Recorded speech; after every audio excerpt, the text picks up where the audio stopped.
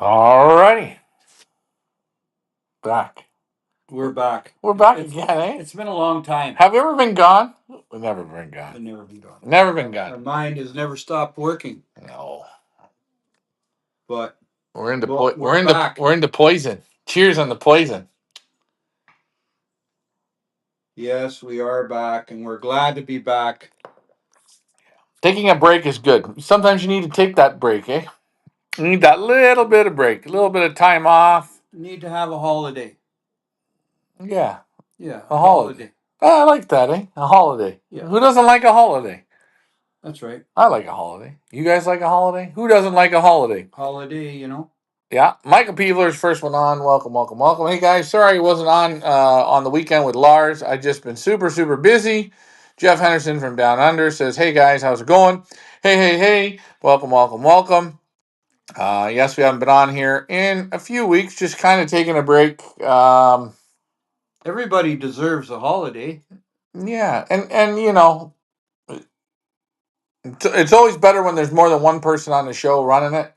Thank you very much. Oh, I've given you your complimentary. Thank you. I really appreciate it, Ryan. I really appreciate it. Well, you're back from your vacation. Yes, I had a How was the beach? Great holiday. How was it? How was You it? want me to show you? Would you like to want me to show you how it was? Uh-oh. Oh, no. Oh, no. Okay. Uh-oh. Uh-oh. Oh, no. What are we doing? Take a look, folks. What's your Now, sock? Hold on. Pull my Hold sock on. down. Hold on. Wait. We're going to do this. Wait. And this is the new mod sock, by the way. Hold on. A lot of people don't have them in this country. Hold on a second. We're going to do this. So you guys can see here what Ricky's all about. So here's your sock. Okay, I'm not understanding what you're doing. This is my leg. Okay. Right? Pull my sock down. That is my holiday. Yeah, look at that, eh? See it? You're quite white here. Very white. Yeah, not bad. And this is a real Belgium tan. A real Belgium tan. Yeah, this isn't even tanning weather, okay? No. Now, this is a mod sock. Yeah, you can see it even better when you go farther away. Yeah. You know what? Going to Turks and Caicos, I knew you enjoyed it. It was beautiful there. I loved it when I went to Austria. It was beautiful there. And I went to Madeira. Very nice. Very nice. And I did. Where was your favorite place you've been? I liked Madrid. Madrid. It was very nice. And if I had the chance, I would open up a burger shop in Madrid. Oh, burger shop in Madrid. Yeah, a real burger, because there's a lot of Americans go there on vacation. Okay. And they're there for a week, 2 weeks, 3 weeks, a month. And they just want a good burger. You know? That's the thing. Switzerland, oh. You enjoyed Switzerland a lot, eh? Switzerland was perfect. Mm-hmm. You know, yodel-a-hoo. So you had a real good time? It was good. Was there any places you didn't like? Norway is one of the most richest countries in the world. Their resources, fuel resources, it's amazing. Norway, it's great. It's amazing. I loved it. I was going to try and get down to Africa. But you couldn't? I couldn't. Couldn't do that? No. I've seen great pigeon flyers in Belgium. I spent some time in Belgium, which is great. Berlar, Belgium. Berlar. So that's where it's at. That's where I met you. Yeah. Now isn't it? Don't call it Berlar. No, it's Berlar. Yeah, Berlar. Berlar. No, it's not Bellar. It's if you call it, say Bellar, they think they're in Los Angeles. Best pigeon flyers there in the world. You've seen it. You actually seen it firsthand. For the couple of weeks or so you were there, you really got a chance to see. It was. You see it. Wow. But you know. Wow. And I can't stress this enough to people that all the videos that you see that I do and all the videos that people put out there or the widowhood videos or those 40-minute to 1 hour videos where you talk to the people, there's a lot of good information there. But you really learn when you don't speak to them. You sit in the house your house. Mhm. You look out the window and you watch the man start to play his pigeons without him talking to you. Wow. And you can only learn. You can only watch from the plane. I got goosebumps Huh? watching it. It is. The man, Sorrel Lambrix, Mhm. right next door to your house. Yeah. It's you're living in the house of Lambrix, Yeah. and the sister-in-law it was married to Sorrel's brother. Mhm. He passed, but the next house is Sorrel Lambrix and his wife. And if you go two doors down, his parents' house, where his brother is living in, right? It's real professional pigeon flyers. I'm talking. Yeah, and you got Sorrel's son Bart. Bart, He lives just at the train tracks. he lives a half a mile down the road.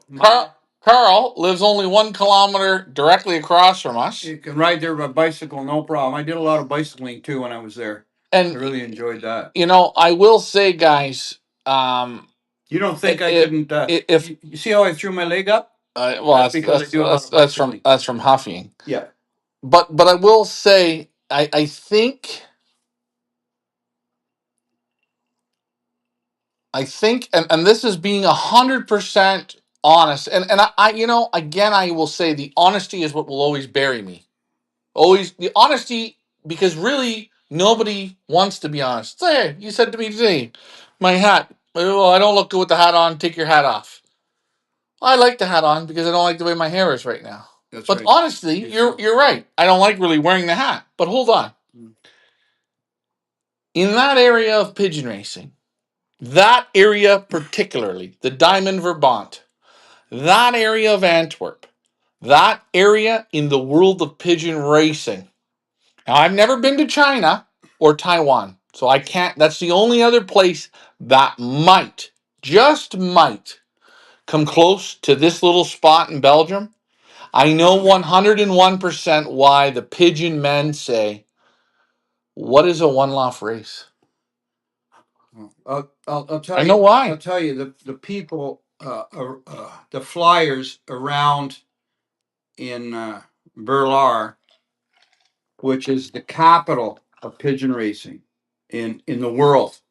Okay, in the radius of the house that we have there, um,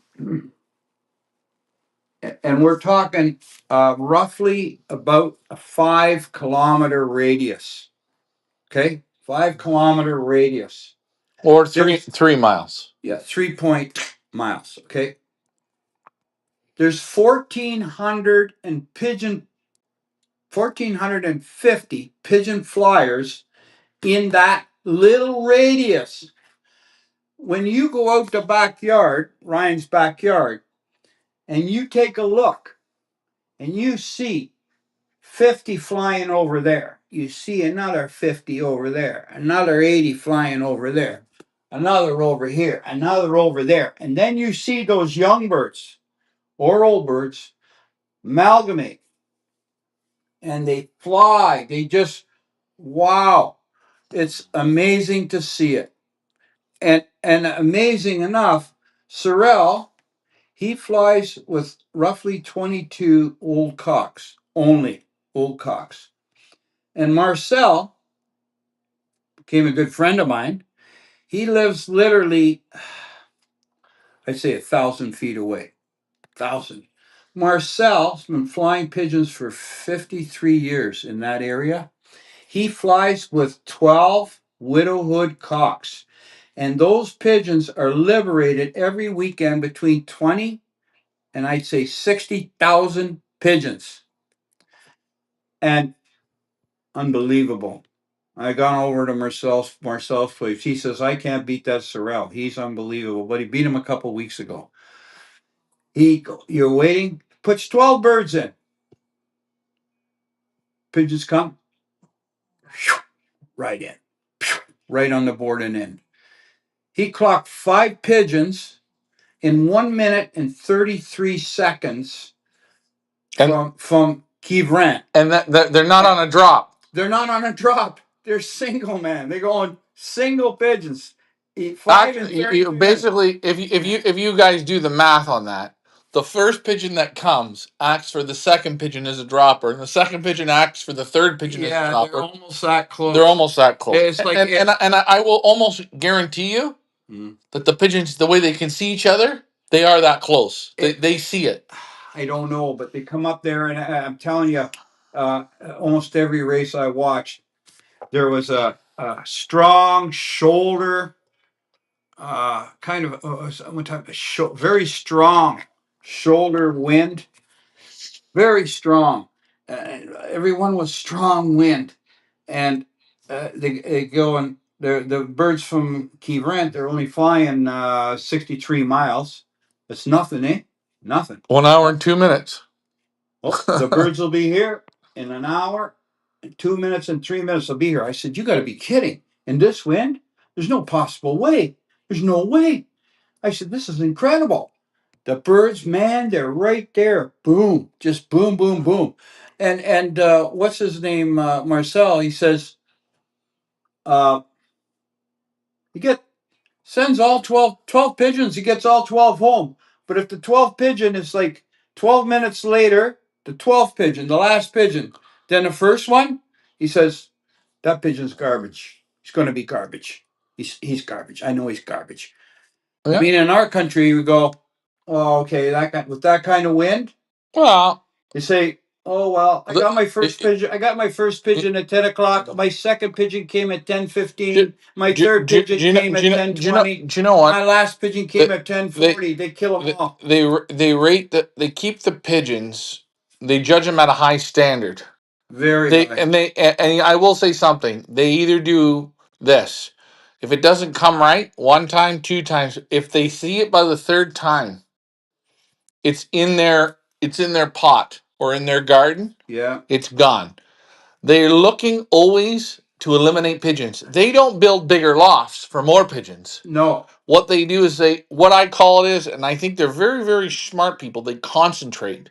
They concentrate on this is the size of our lofts.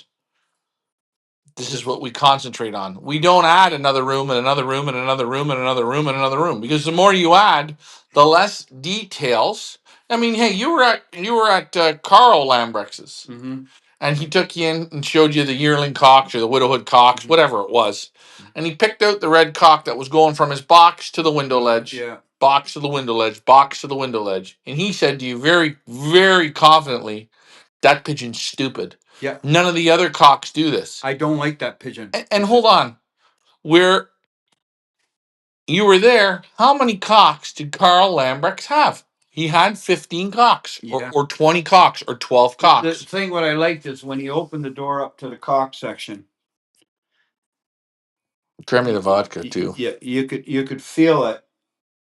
He opens the door up, and the cocks are all in their boxes, except for that one red cock. He was flying from his box to the window ledge, box to the window ledge, and that was annoying him. He said, "Yeah, okay." But soon he opened the door. The cocks looked at him, like actually turned and looked at him, and they started cooing at him. It's like, "You got the hens. I know you got them behind that wall over there. Please bring me my hen. Please bring me my hen." You could just see the intelligence Well, of yeah, these cocks. the intelligence and the bonding and the understanding. Now, this is why, and I'm going to use that particular area. By the way, it's brought to you by Smirnoff's, the finest vodka in the world. Now, you've been to quite a few lofts with me. You've been around. Mm. You have to. I think you'll automatically agree. The best pigeon men and the best pigeons are in that area. It's the area to be. It's the area. 100%. I'm not going to hesitate and saying it's 100%. Went to the club with Marcel and Sorrel. They invited me to come to the club. I went to the club. And you met Willie Daniels. Yeah, Willie Daniels, I met. Yeah, had a nice talk with him. Very nice fellow. Very nice fellow. Um, very hard to beat. And I said to Marcel, and the thing is, you go in a club, and they got a door where you come into the club. This is a pigeon club, year-round pigeon club. It's a bar. They have a bar. They have probably 100 seats in there, like tables and chairs, whatever. And they have you you walk in. You have to walk in the door. The rest of you stay outside on the sidewalk, and you wait outdoors with your basket. Everybody has to stand outside. Everybody has to stand outside. It's like you guys remember when you went to a nightclub or you had to go to a concert. You had to stand outside and you give them your ticket, and then you get to go in. Well, the ticket is your basket of birds. Yeah. You take your basket of birds in, you put them through in the club, and here's the best part in the club. You experienced it. What, with the people they have hired? Yes. Yeah, they have 2 people hired to take the birds. The flyer hands the bird to the person. The person scans it, right? That's the bird. The person does not go like this, does not go like that, does not go like, hey, if they do that in that club, if these people that are hired, they do it, they're automatically fired. But here's the best thing. Those people aren't pigeon people. They're not pigeon people. They're hired to, right. So you wouldn't expect them to do it anyways, but if you get some smart ass working there handling birds, soon if he handles a bird, physically handles it, he's out. And here's another thing. And then you put your birds in, you go and sit in the bar, sit on the tables, associate, and it's nice and quiet. As the pigeon men come in, they ship their birds, then Yeah. you go into the bar. Here's the other thing. When you ship your birds, you have to, the way you basket them, so you take your baskets, and you'll see in Belgium they use a lot of the widowhood baskets. Yeah. Take your baskets in. The first pigeon you pull out and you hand it, that's your first nominated. Your second bird, second nominated, third nominated, fourth nominated. So those are your pick birds. You have to send them in this order. This is the order that you're going for champion birds, your pick birds, your pool birds, your money birds. I noticed there, I seen something in the Eastern Ontario Combine. They've now reduced pigeons to 5 birds in a race, and they're going to do a little small group. We're not getting into that tonight because we're kind of talking about this, but what a great idea. Nominate your pigeons and just follow your basketing lists. Follow your basketing lists. That's right. Let all your birds after number 5. If you nominate 4 or 5 birds, all your birds after those 4 or 5, they're just regulars. But they still get points. Your loft still gets points. They don't just say, okay, you pick 5 birds. The other birds, if you send 20, the other 15, they don't count. Now they're just here for the fun. Now hold they on. don't do that. You were there and you seen the people doing the basketing. Right. And those people get paid. The sport here in North America, they say, is dying. And it is. Has to die. I think all the pigeon clubs around here, all of them, you know what they should do? They should hire teenagers. Each club should hire 1 teenager or 2 to put the birds through. And by the way, club, you're going to pay them to do it. 100%. They do. And you want to know what? Yeah. You're going to infuse, if there is, and I'm going to say in the Up North Combine, the Eastern Ontario Combine, and the Niagara, there's 20 clubs. Think about this, or 30 clubs. If there's 2 people per club, okay, and you pay them $50 a night. I'm just saying. That's right. A teenager needs a teenager. I'm talking somebody that's probably between 16 and 19 years old. He needs some money to take the girlfriend out, maybe, right? Or go to Burger King. Go to Burger King or whatever, or whatever. Or school. A job. Yeah. Hold on. Isn't that a great way to promote the sport? That clubhouse goes every night of the week. Every night of the week. And I think that would be something good here. 100%. Now I know. Again, we're dreamers. We put this out there, but you were only there and you seen it and you experienced it. you experienced what a real pigeon club was. A real pigeon club. Okay. So, oh Can, yes, can I can I yeah, tell you something amazing? yeah. In their clubs there, if there's a club in the town, you cannot be kicked out of the club.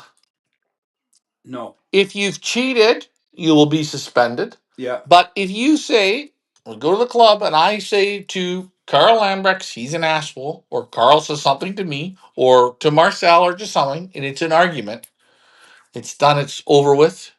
The next week you come back to playing. you know what? But you didn't see that there anyways. There's But there's none of it's this. very quiet, and I'm telling you, got if people putting their birds through, you don't get some other club member or whatever coming over and say, "Oh, Johnny, I like that blue pied you got there," because Johnny put his birds through before, right? I like that blue pied. I like that one. I like that one. No, no, no.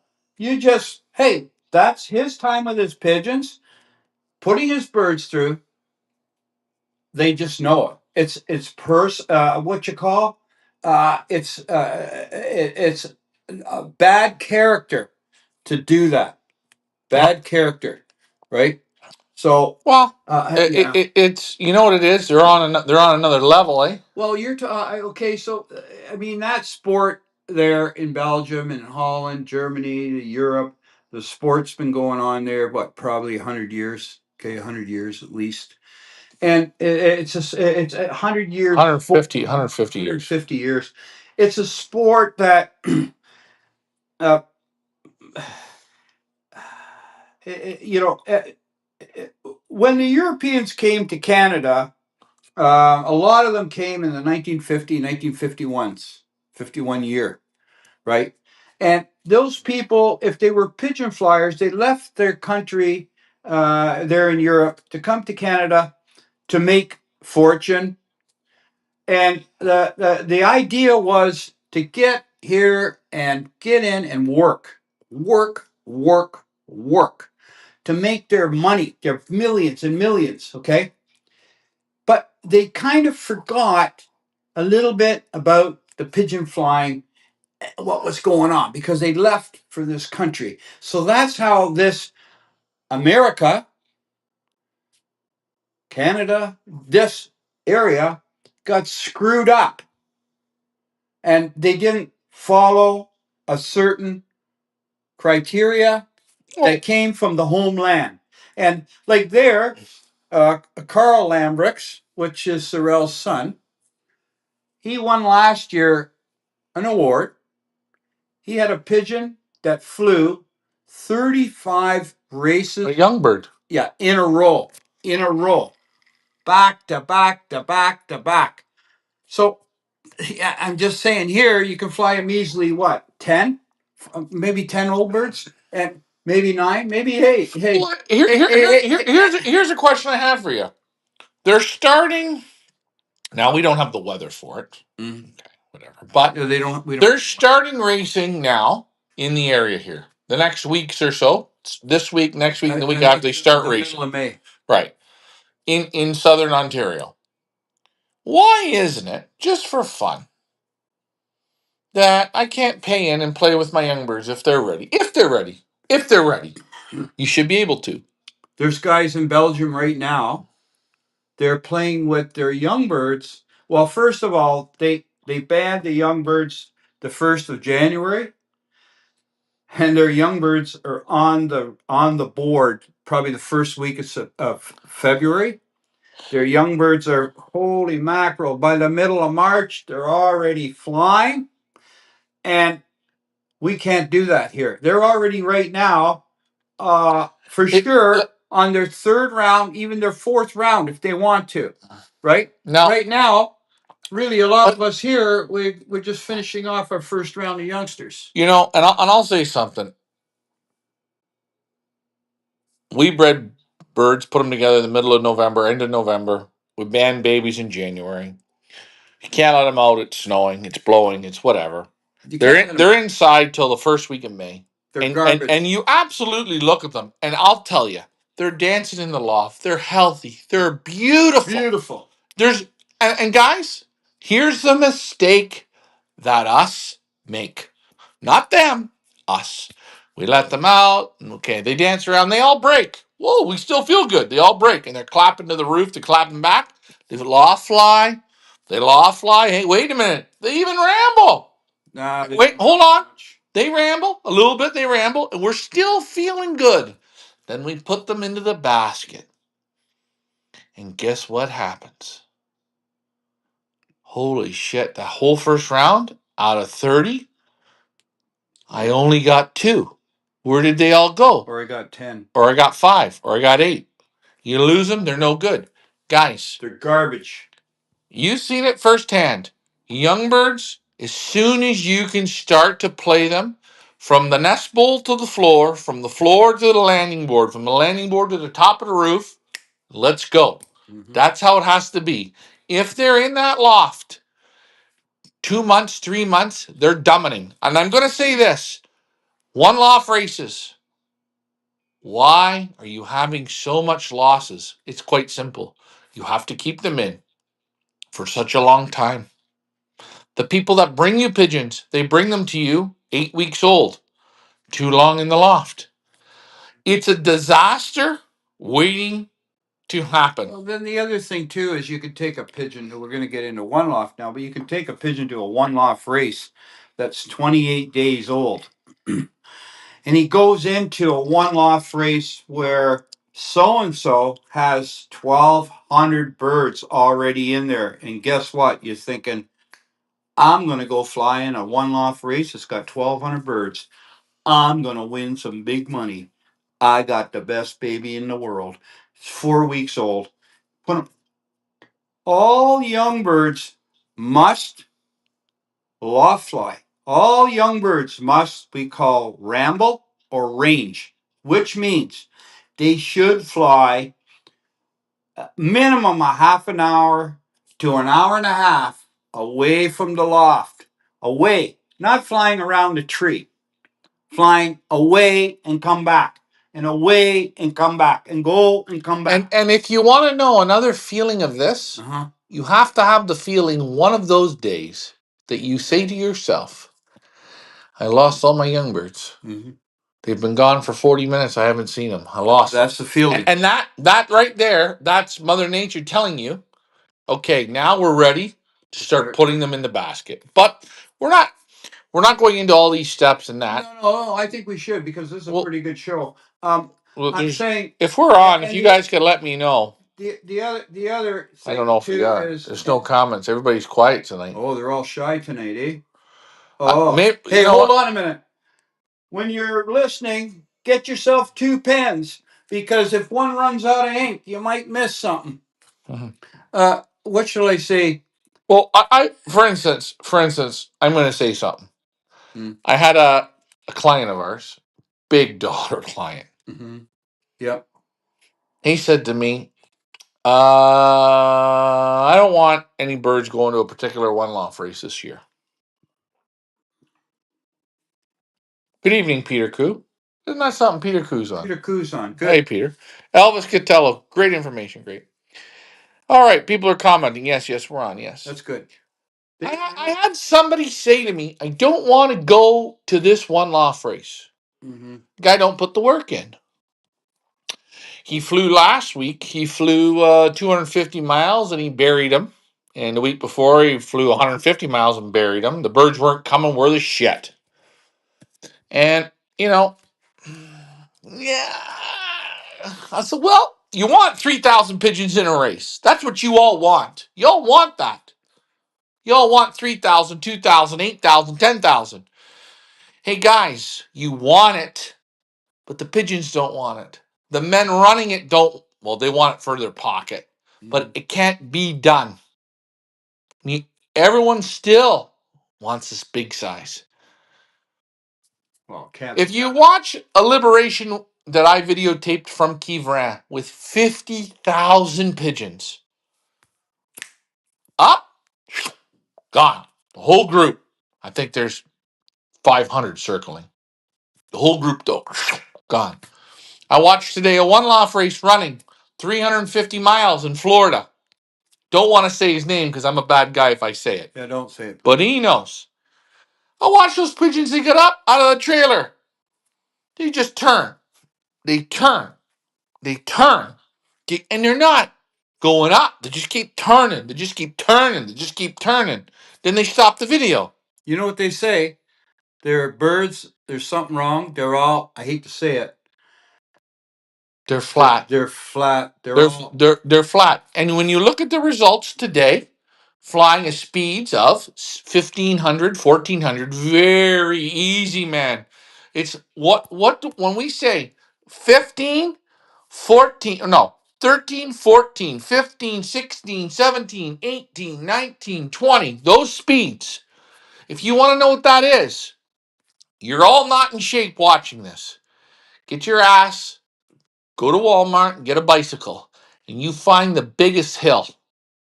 You ride down that hill. And that's what's from 13 to 2,000 meters, yards, whatever you want. That's what it's like for pigeons. And guys, people are losing lots of pigeons in one loft races because you send them too old. The one loft races keep them in too long. And if they don't keep them in too long, when it's time to train them, do you know what they do? They leave them in the loft and loft fly for another 2 or 3 months. If I could say it again, there's no way that the one loft pigeons can ramble or range like a regular group of pigeons, of 20 pigeons. There's no way they will ramble for half an hour to an hour and a half. There's no physical way. And that's part of the schooling for a young pigeon to become a racing pigeon. If you don't do that, if they can't do it, there's no way. It makes common sense. And And the other thing, we're going to get back to that. We're not going to talk about one-off races I anymore. don't know. But go back to for example, the Belgian pigeon flyer. He will not let his first round youngsters out fly with the second round youngsters, and the second rounders don't fly with the third round youngsters. They do not go out until they hit a certain level of rambling. But hold on. Yeah. There's more to that. They don't let the yearlings out with the 2 and 3-year-olds. Yeah, they will not let yearlings out with 2 and 3 years old. Sorrel, for example, he's got his yearlings. He's got his 2 and 3-year-old cocks. They fly separate section. So what I'm saying is that's a loft. We'll take the Lambrex. Sorrel, he's flying a total of, let's say, 30 cocks. At the most. 22 cocks. Okay, 22 cocks. 22. 9, 2 and 3-year-olds, and the rest are yearlings. Hold on. A man like that, we're using him. And in that area, they're all the same. They all play the same little techniques. When they're doing that, and you think about this, you guys spending your good hard-earned money putting in babies you bred in January to these races, sending them to these races, big buildings, pigeons going in. I'm going to tell you something, and then you judge your breeding program. It almost is. You need a lot of luck.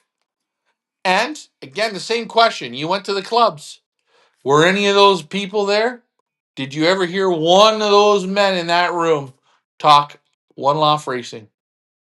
Oh, Doesn't exist. in Belgium? No way. There's no way, boy. There's no way. It's just nothing but a joke. And the more I see it, it is a joke. It's just a money grabber. My friend's asking here, will they range by themselves? Yeah, pigeons will range by themselves. Now, you have to remember, if you guys really want to know how pigeons are going to ramble, you need to do it like this. From the nest bowl, by the time they're 28 to 35 days old, at the max, you separate them. You put them in the loft. 35 days. I'm saying between 25 and 35 days at the max. That's the max number. Maximum. Max Wow, number. 35 days. 30 days, whatever you want. Right. In that number, okay? Mhm. You take them out, put them in their loft. They're eating, they're drinking. They're in there for 2 days. You start putting them out on that board. You don't have to scare them. You don't have to do nothing. Every day they go out. Every day they go out. And the feed, you feed them properly, not overfed, not all you can eat. Proper feeding, the proper amount. Soups, a good heavy soup spoon in the morning. So they respect you. Good heavy soup spoon in the morning. Good heavy soup spoon in the evening. Twice a day feeding, in, out, learning the calls.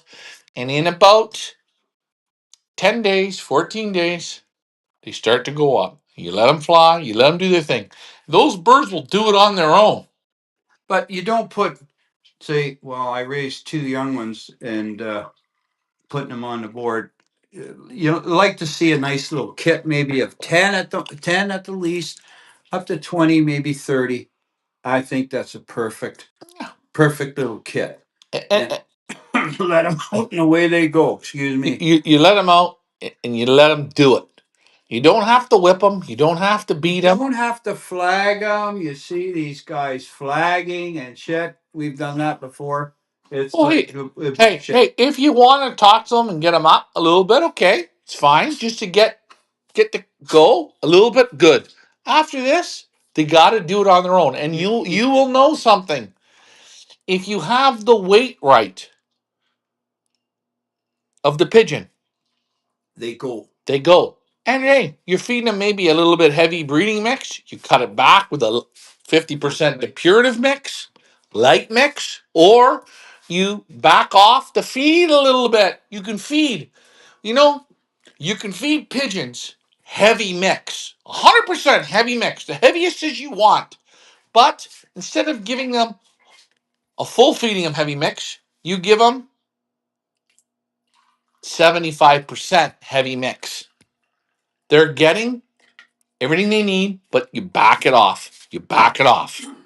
And the training is big training is when your young birds are getting on that board and they get to know the idea of going on that board. Another thing, I'm going to go back again. I'm jumping.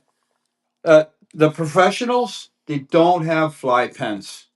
They do not have fly pens. Windows. They have them frosted. If they have it, they're frosted, right?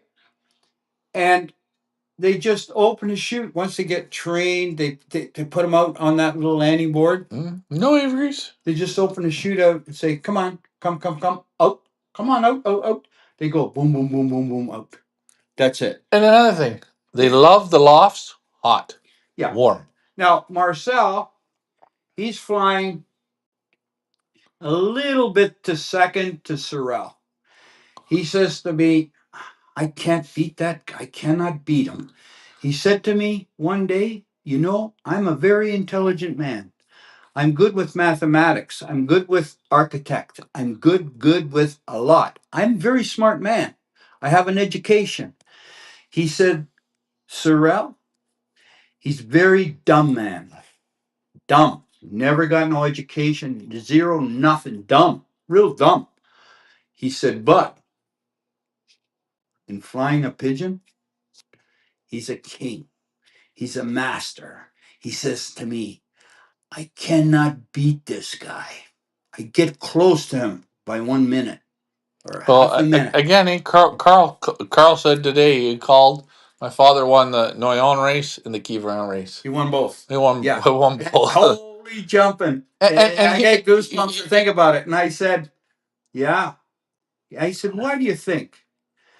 "Well, okay." He said, he's telling me I'm a bit like a hobby guy. I'm a hobby guy. And he goes, "Yeah, but Sorrel's loft, it's totally black on the outside. Black. He's got the clay tiles on the roof, so it vents. He's got maybe 6 little openings where he lets the birds out. And there's no ventilation in the front. It only breathes through the roofs. No windows. The loft gets hot like a pistol. I said to Marcel, Marcel says, yeah, my loft, it's white. And Sorel's loft is made only with wood. Yeah, it's black. Black wood. He's got aluminum siding, Yeah. white aluminum siding on it. He says, that's one of my problems. He said, the white loft doesn't get hot enough like the black loft. And, that's one of his problems, he said, yeah. You see how they're getting they analyze. Well, hey, you seen Marcel's young birds flying when you first came. Man, Hold on. he goes to me, you know what, Dad? You see over there, eh?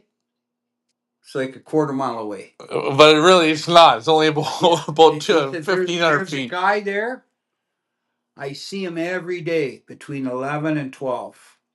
The team is going out. I seen it. And they just terrorize the sky. Yeah. And they fly over to Sorel's loft. Yeah. And they terrorize. Yeah. And they pick his birds up. Yeah. And then they go and fly somewhere else. And they pick somebody else's birds up. Yeah. They terrorize the sky. Eh? I will say to you people, when your pigeons are flying for 15 or 20 minutes, no. Let's redo this. In Berlar, where I was, It's not Berlar, it's Berlar. whatever. Berlar. When the pigeons go out for their first day for a loft line, they go up off the roof, and they fly for 5 to 10 minutes, and they all land, and they come in. And you go, ooh, very lucky. But by the third or the fourth or the fifth time, they've already hooked in with other people. They're already, you don't lose them, but they hook up. So when you guys say, well, when can I start to train my youngsters? That's training right off the bat. The reason why in that area of Antwerp, those pigeons are the best in the world is because from the time they go on that roof and the hawk scares them up, or they go up on their own, as you said, in a 3-mile radius, there's 1,400 and change lofts. 50 lofts. 50 lofts. So it's constant pigeon training. 1,450 lofts in a 5-mile, 5 kilometer area. No, it's 3 mile. It's you know what? I don't know if it's more expensive living in Belgium or not. So it's exactly the same as here. It's the same as here. I think the whole world is pretty close. I mean, if you're doing extravagant things, I maybe, but the food is pretty damn close. The beers are pretty close. The alcohol maybe a little bit more expensive, but other than that, but seeing what you've seen and seeing it for a period of time and watching it, the world will never convince that little country of Belgium to be one loft prone. They just can't do it. I've seen Sorel triple toss. I don't mean toss. Sorry. I seen him let his cocks out. 22 cocks. Not let them out. I see him let them out 3 at a time. For a loft fly. For a loft, like I'm talking, the birds have already started to race. So he lets them out 3 at a time for his loft, from his loft. 3, and they go. Boom, whatever they do. And those cocks, because they're widowhood, they hook up with young birds flying, or somebody else got his birds out. They hook up and they have a little playtime. They come down. He lets out another 3. Right? He's teaching those pigeons, because if you have 30 pigeons and or 50 or 100 and you're letting them out for a loft fly together, out of that whole group, there's maybe 3 or 4 or 5 that lead the group. They turn the group. They move the group. And so what he's doing is making individuals Individual leaders. That's right. Think on their own. That's Enjoy right. their own. Yeah. And if you look in the kingdom, Kingdom of animals. Yeah, of life. you know, the lions, they grow up as little cubs, they grow up, and then all of a sudden they have to leave. They have to leave, Go on their own. go on their own. Do their own. Now, again, you guys fly your pigeons in a loft flying 25.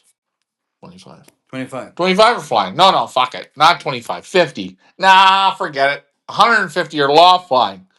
Man, they're loft flying good. I'm going to give you congratulations and shake your hand. You should break them into groups of 10. You should break them into groups of 25. You should break them into groups of 5 and do it. That'll take me all day. Yeah, but Now, hold on. Now, in races, in one loft races, when they let out 1,000 pigeons, that's why there's only a handful that are any damn good. And all the rest, you know what they all are? Look. Where are they going? Yeah. And but you learn that when you watch it, when you see it. Hey, you learned another thing very important. What was Only a dummy calls his birds in when they hit the roof. Yeah, 100%. Oh, I seen Sorrel. I seen it. He's got a small landing board that's about 2 feet, 2 feet by about a foot and a half deep. Deep. I seen him on the landing board. I seen it. He's got his shoulder. He's got his arm on the landing board, and he has that whistle. Soon he sees the bird. He whistles. Gives that whistle. The bird comes down, almost touches his arm, steps on the board, and goes right in. Just like that. Just like that. When he loft flies his pigeons, the birds are flying great. They're loft flying. They're going over. They're rambling. You can see them go away. They come back. When he says, time to come in. Hold on. Gives the whistle. Hold on. Now, guys, he has his birds flying. They're flying good. They're at 35 minutes. I'm going to use a number 45 minutes. Mm-hmm. They're at 55 minutes. They're flying good. And I mean flying good where you know they can go for an extra 10 or 15 minutes. They might go for 30 minutes. Yeah. But he tells No. He goes like this. Now, I call them. If they don't respond, it's done. It's finished. Yeah. But he calls them. He tells them when the game is over. Time to come in. Hey, kids, it's dinner time. Come to the table. If the kids don't listen, it's no good. Anyways, JD Teal says, when are you going back to Belgium? Tomorrow. I go back, I go forth, I go any which way. Don't worry about me, guys, in Belgium. Everything's planned out. We're in a system here. What do they say? Hunky dory. Hunky dory. Hunky dory. Milton says, good evening. Sure missed the Monday night shows. Hey, we missed some Monday night shows. We like the Monday night shows, but every once in a while, and again, you might get it in the fall. You got to take a couple of weeks off just to. You gotta have a holiday, man. You get a little, and I'll say you get this way, you get that way. You need a little break, but you know the sport is when you see it there through the Belgian eyes, and if you people could ever get there for a month's time, you'll see it. Go to Berlar, Belgium. Berlar. It's called Berlar. Berlar. Bur. No, it's not Berlar. Berlar. Oh, Yeah, it starts with an A. Bear. Whatever. It starts with a B. Bear. What's the next letter? They don't say it right. They get all. Listen. They get all screwed up. Anyways, if you could see it, you would see the romance. You would see the artists. You'll see man and bird work as a team. That's what you will see. I said to Marcel, we were at the club there that one night, and I said, hey, Marcel, how many of these men are they really flying pigeons to like really win races? Are they really? Like, or how many of them just come into the club to associate with people and drink beer and have a party night? You know, if they tell their wife, "I'm going to the club, honey. I see you at 1 o'clock in the morning." They're all pissed drunk coming out of there. No, no, no. Said Marcel says, "What? All of them, everyone wants to win." The other thing is the club. If Sorrell's a very hard person to whip, to beat, very hard. And so I go, Marcel and I went down. Marcel speaks English. Sorrell doesn't speak English. Marcel's ride the bicycle a minute and a half away from where your house is. Marcel says, "Hey, you want to go to the club? Come on, let's go to the club. Go to the club." So they have pooling, betting every night at the club. Says, "Well, Marcel, let's pool on your bird. I watched last week your first bird where you're only out by a minute from Sorrel. You know what? This week let's pool." He goes, "No, no, no. I'm not pooling against him. I can't beat him." Well, I said, "Look, I'll pool. Pick the birds I'm going to pool." Naturally, I lost my money that week. He goes, I said, "Well, nobody pools against him. Nobody can beat him." And you know what? You want to know? You want to know the funny thing? Uh-huh. He had the second or third ace pigeon in the club. Yeah. Last year, right.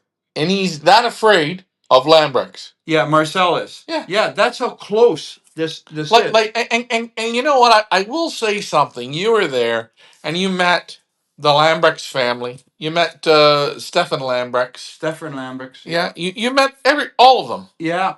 Top notch people. You met Marcel. Top notch people. And at the end, when you had to go, they all offered you a round of pigeons to I take met home. what's his name there? That what's his name there? The other one, Mark Jilly Yelly Rosiers. Yelly Rosiers. I met him there. He's in that club as well. He put 100 birds in. Couldn't touch Lambrex. He couldn't touch Lambrex. He was off. Well, they call it prizes. So he was off by about 26 prizes in that one race that I went with. He was off 26 prizes. He put 100 birds in, and Sorrel put 22, and Marcel puts 12 in. Marcel, same. Marcel's like a minute or so off of whatever. So I was saying, well, how does it work? He says, well, Lambrix, Sorrel, he bets. He puts the money in on the birds he thinks is going to win. He nominates, and nobody else bets because you're going to beat him. Well, I said, well, it doesn't make sense. He's going to bet his own money back. No, the club, for the amount of flyers that put in, The club matches the club puts up prize money. a super prize money for Right. so That's right. So Lambrix, yeah, he does win his money back. Maybe he wins 50 euros back, but he's going to win maybe 500 euros that night, right? Well, The club does that. I said to you before. I said to you already last year, but I said to you when you came. I told you about Lambrex beside me. Yeah, And I told you you're going to see something you ain't never seen. And by the time you left there, I will say this to you: was I wrong? you were not wrong. I'll tell you. Let me say He's a something. machine. You got the patio there. Yeah. Little patio that it faces the back, and I can see Lambert's birds going. I can hear him blowing the whistle. I can hear him scraping his loft. He starts at 8 o'clock in the morning. Excuse me. Marcel came over at 1:30 in the afternoon. Okay. And we're drinking some beers and we're watching the pigeons flying. And it's like 1:30 in the afternoon. It's like 4:30 in the afternoon. Marcel is ready to go home, and he says to me, "We see birds still different groups he puts out. He starts at 8 o'clock in the morning and he goes all day long. It's like a job. He says to me, "Do you see that?" I says, "Yeah, I know what you see." He says, "Yeah." He said, "That's why I can't beat him. The man works from 8 o'clock in the morning till 4 or 5 o'clock at night with those pigeons going, going, going." And that's what he said. That's why he said, I here with you at 1:30 in the afternoon drinking beer. And he said, "Sorrel, he's playing with the pigeons. He's still playing with the pigeons." He says that I shouldn't be here with you drinking beer. I should be at home doing the same damn thing. That's why he's getting beat by a minute. I'm talking a minute, maybe 20 seconds, 30 seconds. It's not like, When they say Spring Hill, Florida is Little Belgium, never insult Belgium. Never.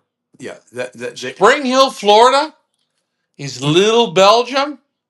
that's It's not. It's a very nice word, and I'm sure the person who come up with that was Tony Malucci, and I think it's a very nice compliment, but it's an insult to Belgium.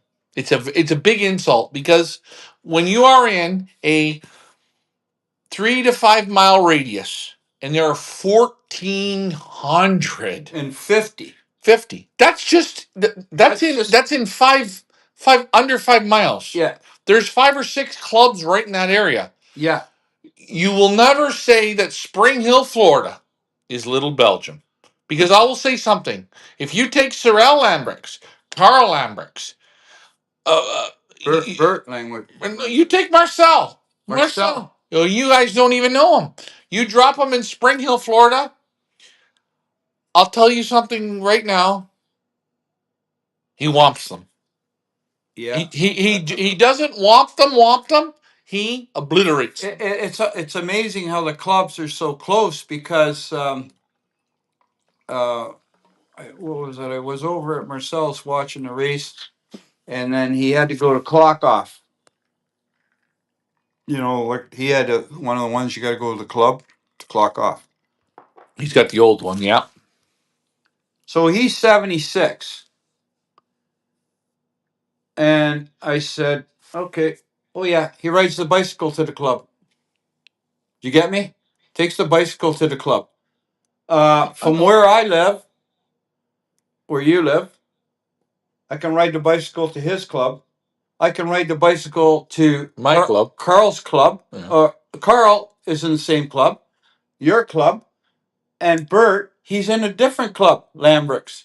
But you can ride the bike to all the clubs. I can ride the bicycle to all those clubs, and Marcel, and Lars, Marcel, he flies in 2 clubs. and hold on. If anybody would understand any of this, if you want to know,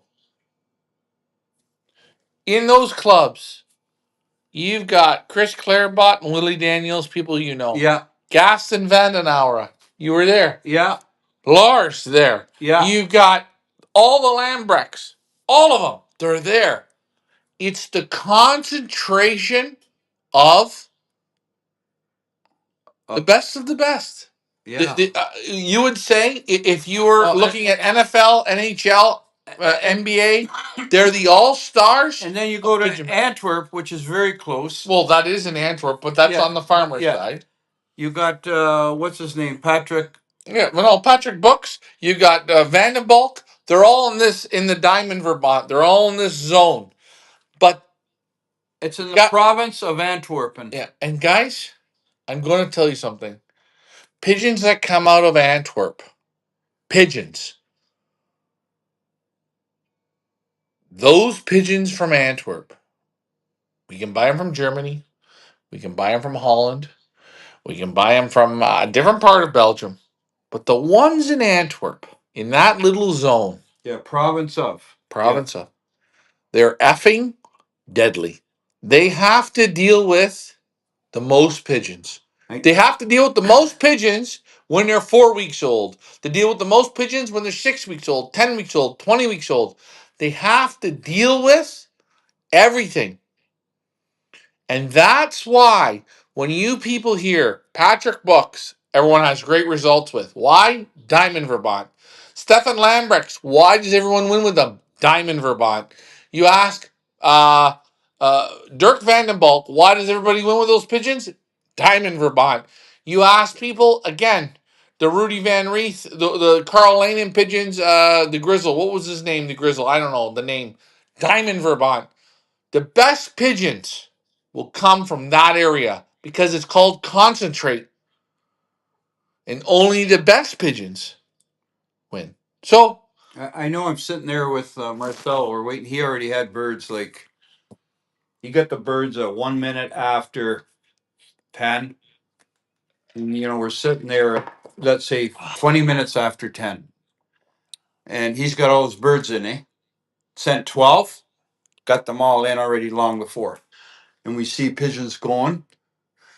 And he goes to me, look, tacos. look at that garbage. Tacos. Stupid shit going. That's what he says. Now, but what he don't understand is, because you'll talk to Lars and there's a different thought. Mm. And I'm on the thought of Marcel and Sorel. If you want to win long distance races, all you have to do is take a short distance pigeon and condition them to do the distance. They have to have the brains. It all starts with your brain. Yeah. All those pigeons that you've seen going over, you know what they all were? They're all long distance pigeons. Yeah. They're all long. They're all long. And now they're flying. They train the young birds in with the old birds. I've talked to Mark before. I don't know Mark personally, Robert. I'm not overly interested. I reached out to Mark.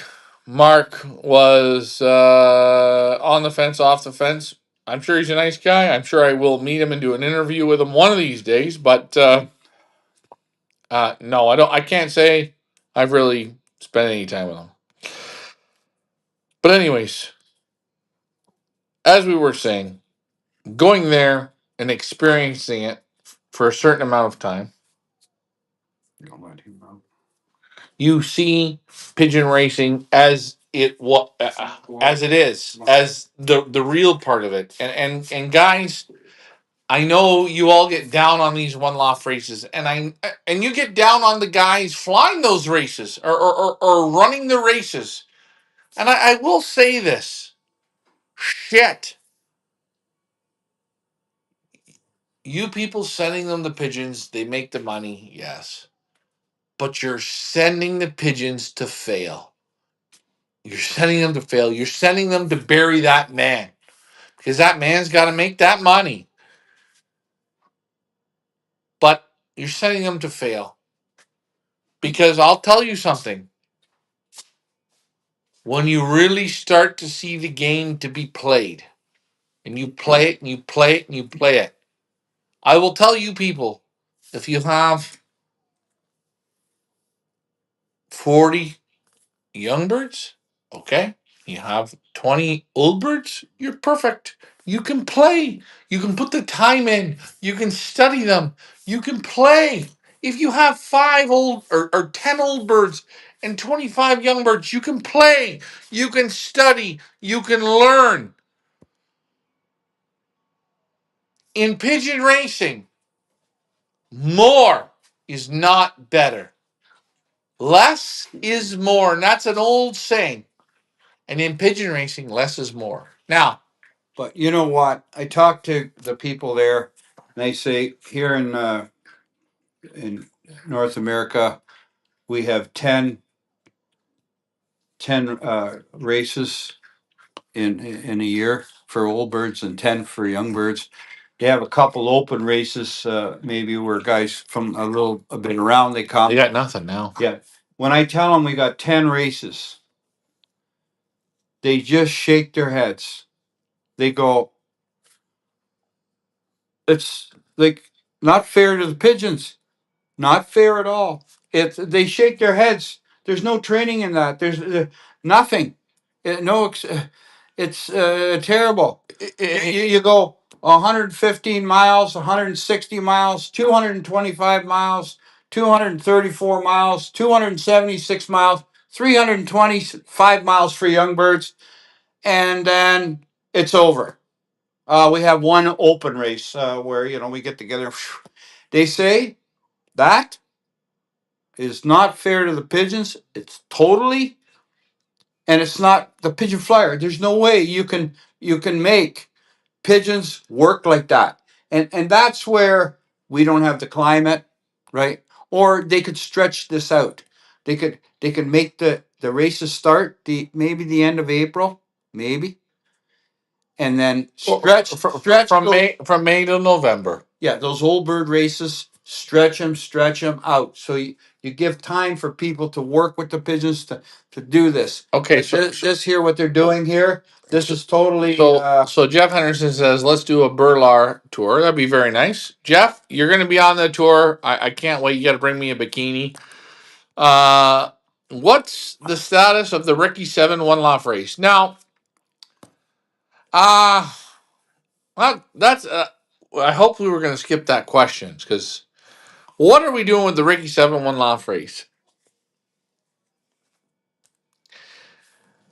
I you know what? We've paid out every prize dollar. We've shown every video. And we've done all the work that we've always said we're going to do. We tried last year to not do so many videos and not be in the spotlight. And we did really, really good last year.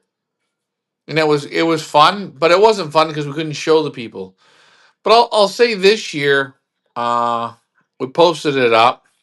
We gave you guys more races or whatever you want. And I don't know. It's really quite depressing to see.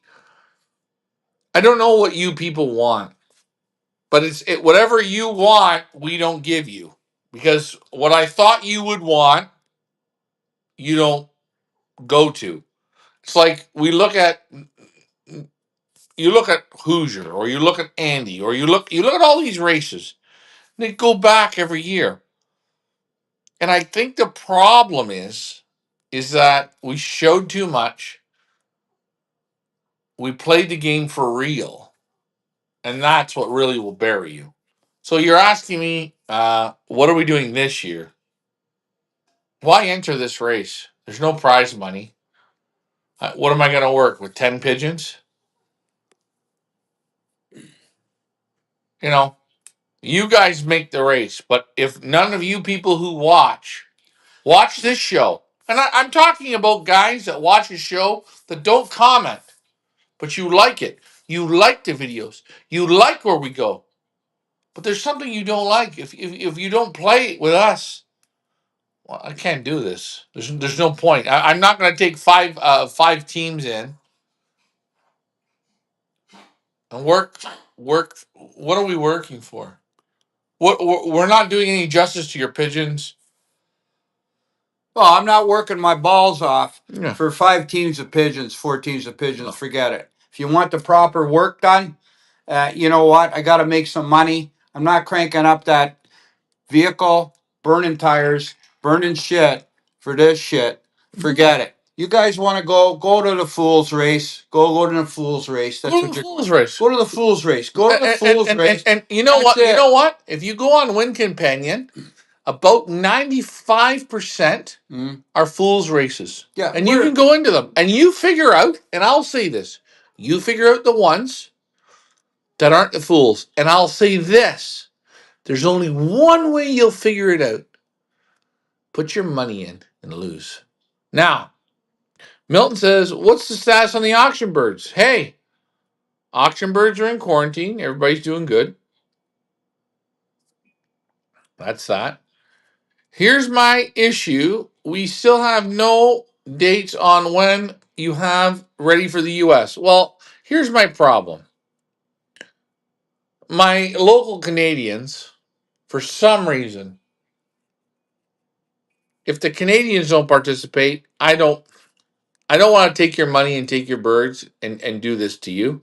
So I'm not going to do it. We started running our one loft racing since 2007, and it's unbelievable with the entry fee we put out and the work we put in. We can't get 200 birds, 300 birds, 500 birds. We had a guy last year. He won $3,500. The years before, he won money, and this year, I don't know. Maybe the guy's passed away, and I sure as hell hope he didn't. Or maybe he had to get a cost. What do you call it? Operation, right? Or something. But we never. You don't hear from this person. So, our people. So I'm just saying. You know what? Go where the fools fly. And that's it. You get no training. You get no shit. You get no work. Any bird that comes out of our one loft race is worth keeping. So that's bottom line, right? Hey,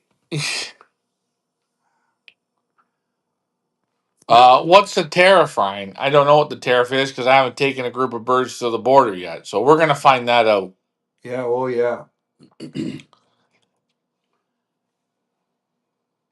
Uh, and I'd love, I made this. Think about this.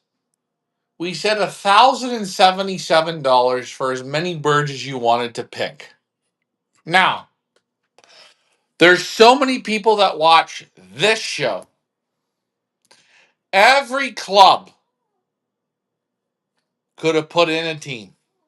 The clubs. How many birds does the club want to put in? 50 birds? 25 birds? 100 birds? Clubs here. There's not too many people No, in a club. I'm talking about the people that watch the show. Oh, I see. Yeah. Canadians and Americans. Yeah. You know what you know what? I think this race, nah. You know what? Nah. You guys don't feel it? Nah. I don't need it. You don't need it. Do we need it? You guys aren't interested in pigeon racing. You're interested in the shit that you see in Florida. You're interested in the Hoosier shit. You're interested in the shit that's not pigeon racing.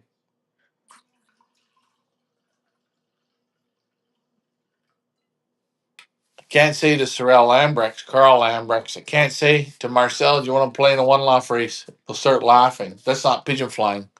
Yeah. Yeah. And you know what? That's so beautiful that that still exists. Because you people in North America,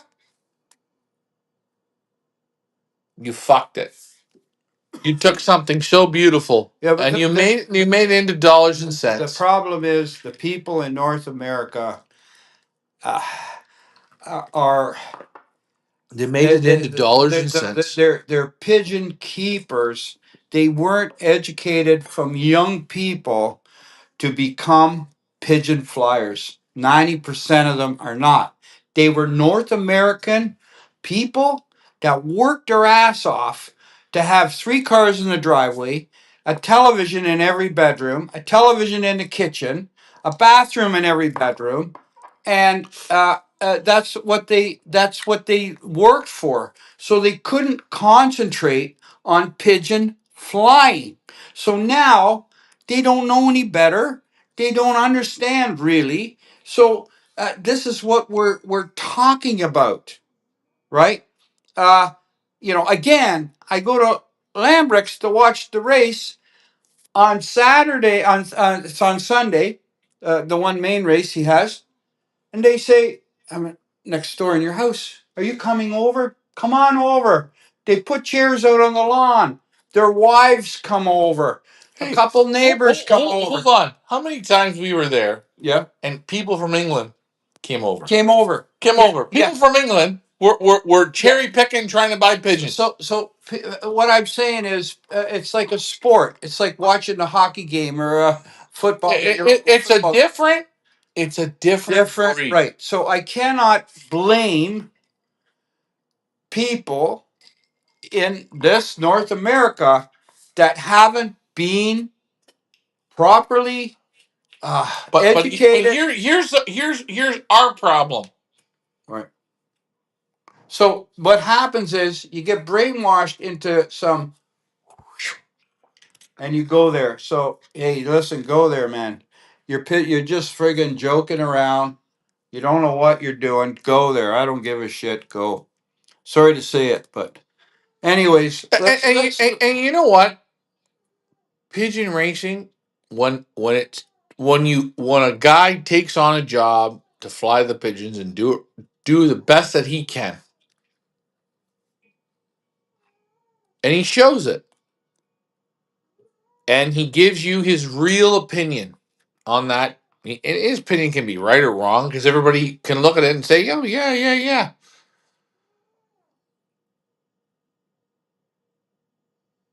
At the end of all of that, that's where we are, because that's why still today, with a price that's unbeatable, guys that go out and want to play with your pigeons, guys that challenge other one laugh races and combines, I'll play them against them to they show you they will not come. And you want to know what? they will not come and play against our one loft pigeons. 100% guaranteed.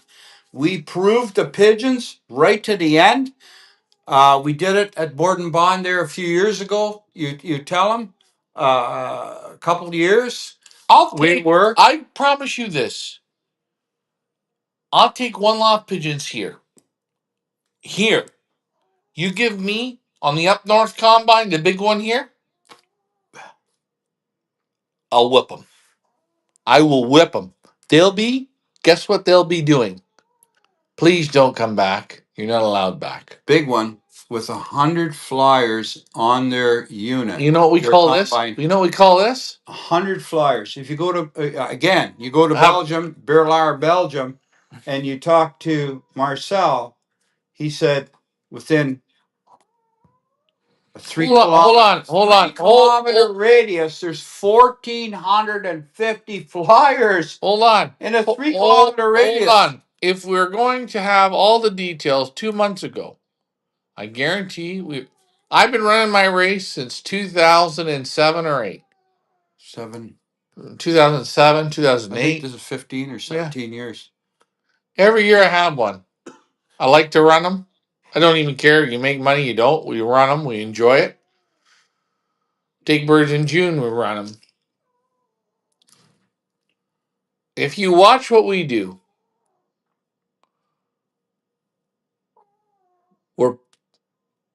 we eat, sleep, race pigeons. That's what we do. We're always going to have one. Next year, we're going to have a one laugh race? Yes. The year after, we're going to have a one laugh race? Yes. This year, I'd have a one laugh race. But guys, hey, if we only get 5 people, we're just going to have it with them. What do you guys want to do? How about we do this? It's $1,500 a pigeon.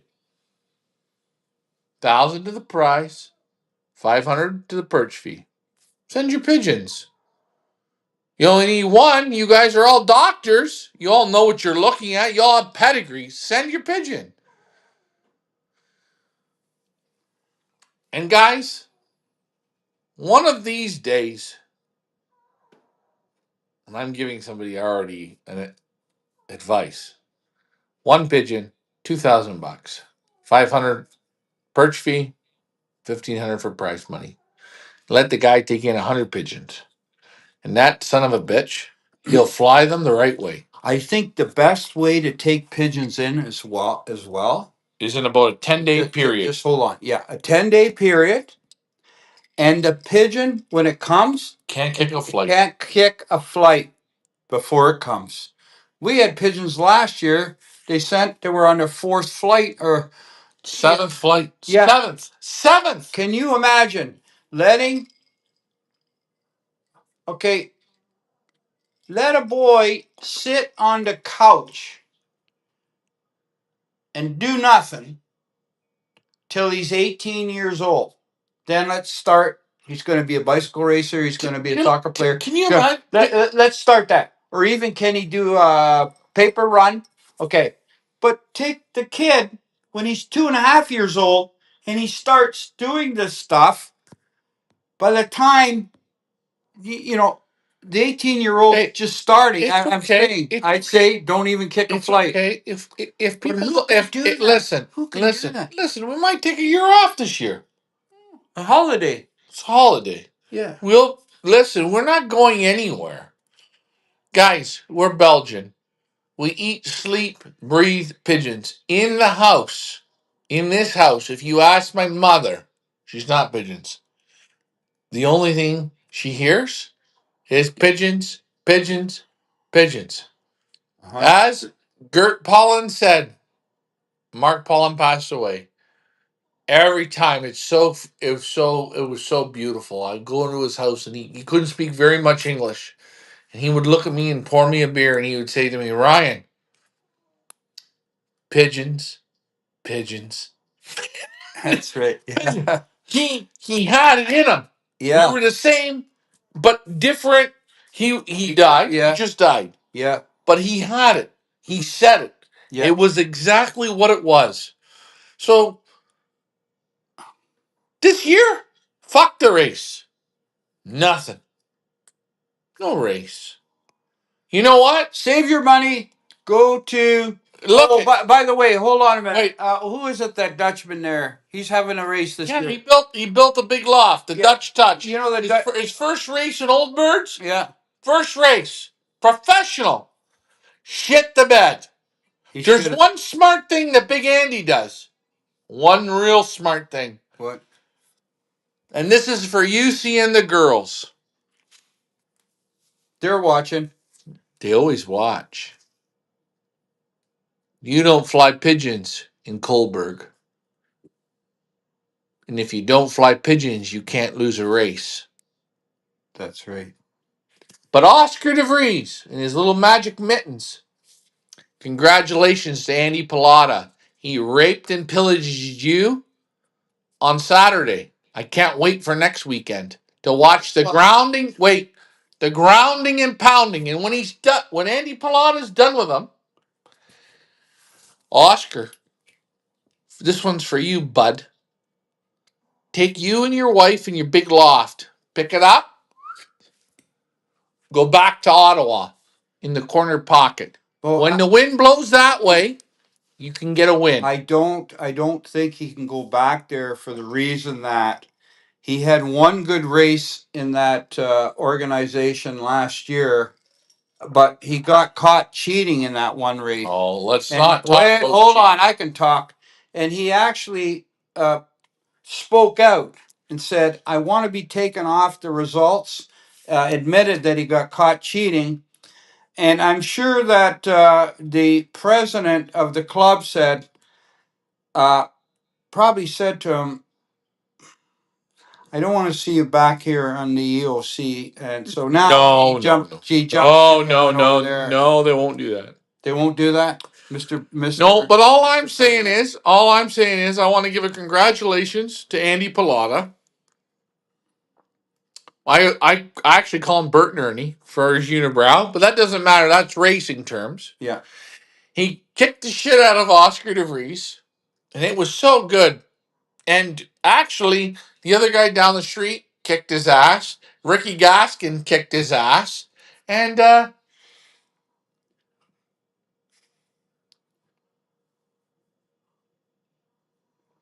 So anybody can run a one-off race. If you can build the big goddamn monster, if you can build it.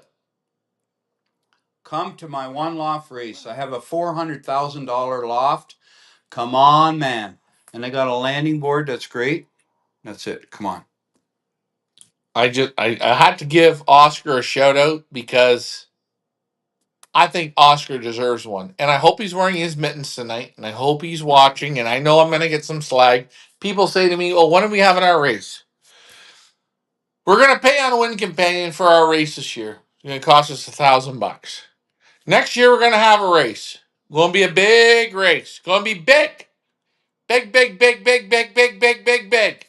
Have your money and your good pigeons. You guys be the doctors. You guys select the pigeons.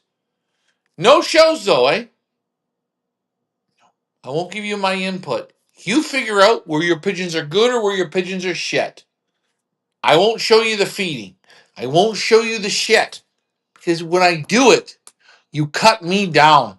Bring up Your pigeons have to deal with 50 shades of shit. And that's the truth. What do you mean shades? Like 50 shades of shit. cloud cover? No. what they don't see. Oh, okay, yeah. Right? Because when you show them, guys, I watched the Big Andy race in Florida. I never seen 1,100 pigeons at 350 miles leave like that pile of shit. Andy, I'm sorry, big guy. They left like shit. I need them to leave like machines. But you don't have them leaving like machines. They can't. You started at 2,900 and you're struggling. They're struggling, they're struggling, they're struggling. But Andy, I know why they're struggling. It's not you. The idea's great, man. It's you got them on all different ages. You kept them in way too long. And you got your loft manager, who's your bitch. He's got to take a bunch of stale vegetables and guess what? Make them fresh. You can't take stale vegetables and turn them into fresh. Now, You can't. hold on. There's an exception. You can take celery that's soft, put it in water, and it'll harden back up. Do you want to know what? That's the only fruit. Celery and maybe carrots. The rest of it's shit. And hold on. Andy, you won the Big Andy One Loft race. And all the other ones that run it, they do the same thing. And you people, you dummies that fly these races, and I call you dummies because I've done it too. I'm a dummy, aren't I? I never fly in one. I've done it. I will. I've done it. I've done it. But guess what? You Guess could what? pay me $1 million, $1 billion. I will not put one of my pigeons in one of those races. Hold I on. experienced Hold on. Hold in on. my younger years. I experienced a few of these one off races. Hold on. And I Hold on. Yeah. I got to go over to Big Andy's race there, the Upper Canada, with UC and the girls. And UC, his daughter, I think her name's UC. I don't know what her name is. She gonna tell me about what's going on. And you know what? I'm interested. I'm gonna take you guys with me. But I will say, you guys rip on these one-off races. It's a money grab, and that's what it is. And until the one-off races break it down to 200 bird entries and play the pigeons as they're supposed to be played, you're all donators. It's a joke. Hold on, we got this. In Vancouver, BC, meet the followers here on Friday nights. Okay. Good to see you're back. I enjoy your talks about the Lambrex inspiring. Let me ask you. You were there. Would you like to fly the Lambrex pigeons? And I believe that with that kind of competition, those are pigeons that are worth buying. But I have to have the same mindset to be able to work with the pigeons. Not just saying, hey, hell, I'm going to buy them. And then you don't work with them. You know, that's what it is. You have to work with them. And the thing is, the average person in North America don't have time to work with the pigeons. And that's the big downfall. All right. They don't have the time. And they don't have the consistency of the routine. You're going to start, let's do this program. They don't do that consistency. They don't let someone else go and feed the birds. They do it themselves. They talk to the birds. So that, so you get those pigeons, you got to be a pigeon keeper. Not a pigeon keeper, a pigeon professor. You have to leave. You almost have to be a pigeon. You don't, if you got involved and they say, I'm having a wedding at 11 o'clock in the morning, you tell them people, I'm sorry, I can't make the wedding. And if you have a wedding at 4 o'clock in the afternoon and I feed my pigeons at 3:30, I'm sorry, I can't make the wedding. I got to feed my pigeons. Or if the wedding's already on, you have to leave the wedding and go back to feed your pigeons. Now, That's how. That's how those people do make the birds win. EMK Loft says breeding late breds and flying them as old birds. Does it work, or do they need experience for racing? Listen, if you have late breds, you have to, my opinion, ground them. You have to push them, push them, push them. But the problem is, if they don't ever get into that big number of pigeons, they're still flat somewhat in the brain. I almost want to say to you, breeding a round of late breds for flying, it's fun, but you will never, you'll never get it. I call them, they're asleep. They're always. I gotta watch what I say, but I'm gonna say, if you're breeding around the late breds, those late breds have to be treated as if they were your first round of pigeons. And I'm not talking first round in this North America. I don't know where you're from. You could be in California. It's always warm, no frost, no shit. You can start flying pigeons let them out the third week of January. But here where we are, you can't do that. You can't let them out till the first week of April to be safe from the hawks. And we get the snow and baloney. So if you're going to raise a round of late breds, you treat them like your first round of youngsters. They go out by themselves. They have to learn to loft fly. They have to learn to ramble or range, whatever we talk about. They have to go through that stage of life. It's like they got to go into that teenage stage of, let's say, human teenage stage.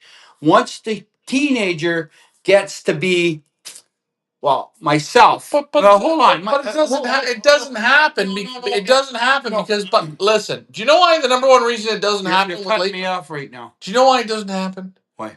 Because by the time you get that whole round of late breds, you're already sick of your young birds. You're sick of your old birds. No. But this person says they want to do a round of late breds. They have to get to that teenage stage, which could be teenage from 13 years old to 19 years old. In that stage now, you're ready to work. Let's work. Then you got to pump them take them out, start training them. Then you got to put them to some distance. But like you said, they're not going to be involved with any kind of mob group. The other thing too is, I don't know where you are, but again, in Berlar, Belgium, you got thousands of pigeons flying. So when you are rambling them, letting them loft fly, they get an education just with that alone. To get in with a mob like Marcel, strong mob, hook up. They fly actually over the loft to pick up birds, take them for a ramble, and they have fun. You could see the pigeons doing it. They have fun taking them. Holy shit, they're going over there. Holy shit, they're gone. I can't see them. I don't know, in this country, you can't educate them enough to do that. And even over there in Belgium, if you breed a round of late breds and you're going to fly them, their first answer is, what a waste of time. Yeah, they don't do it. They don't do it because it's a waste of time. So if you want my opinion, save yourself the time. Don't do it. It's just a waste. I'm going to tell you, Marcel said to me. Grab me some ice. Yeah. Marcel said to me. Or grab me a Duvel. Okay. Marcel said to me, Richard, we're friends. I'll have a beer. We are, yeah. He said, Richard, I'm going to give you my third round of youngsters. This was, let me think. It doesn't matter what it was. It was about the middle of April, I think. If I go back, middle of April. Yeah, middle of April. He said, I want to give you my third round of youngsters. Personally give it to you as a gift. I said, wow, I can't, how am I going to I'm going to get them back to Canada. Yeah. They got to go through 30 days quarantine in Poland, All right. 5 days in Canada. It says, these youngsters are going to go through shit. These youngsters are going to be 5 weeks old. I'm going to take them. I said, it's going to be impossible. What's going to happen with them? And he said, yeah, you're right. Can you imagine the third round of youngsters? There's no way he would raise. A fourth round of youngsters would come in April. That's their fourth round. Talk about late breds. They would never even think of it. Never think of it in the world. The late bred would only be for, what? For nice pigeon meal or in the garden. That's the only late bred they have. Alan says, not everyone is a good coach. To win with pigeons, it looks like you have to be a great and dedicated coach. Well, listen, in anything in life, if you play checkers, chess, soccer, hockey, baseball, you have a train set, if you're a chef, the the winners or the people that do the best, they put the most time in and they dedicate that. They're a little eccentric in that. That's not a knock on them. It's that they eat, sleep, breathe what they're doing. Yeah, and And the problem is with 90% of people, right? 90%, whatever they're in, trains, planes, hockey, soccer, baseball, automobiles, 90% of all those people that are in it, they're there for the good time, and they're not there to destroy and win and beat everyone. But there's that 5 to 10% that they gotta win. They gotta do it. They gotta eat it. They gotta breathe it. They gotta sleep it. They gotta do it. They gotta do it. And they'll do anything. They'll go through 3 wives to do it. yeah, They'll but get rid of their kids to do it. Those are the people. They're a little bit different.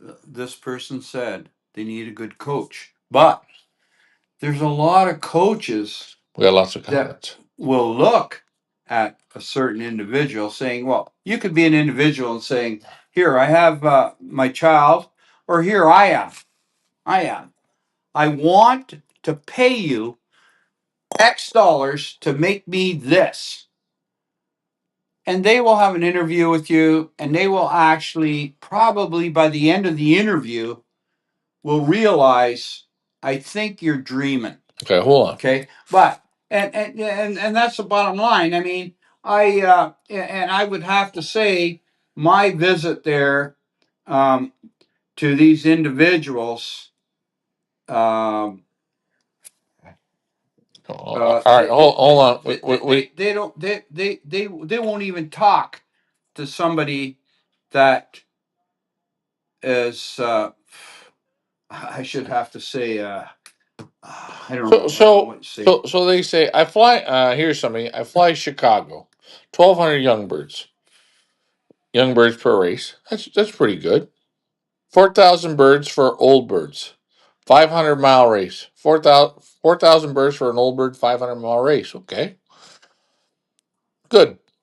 I'm not sure what I'm not sure what that means in Chicago.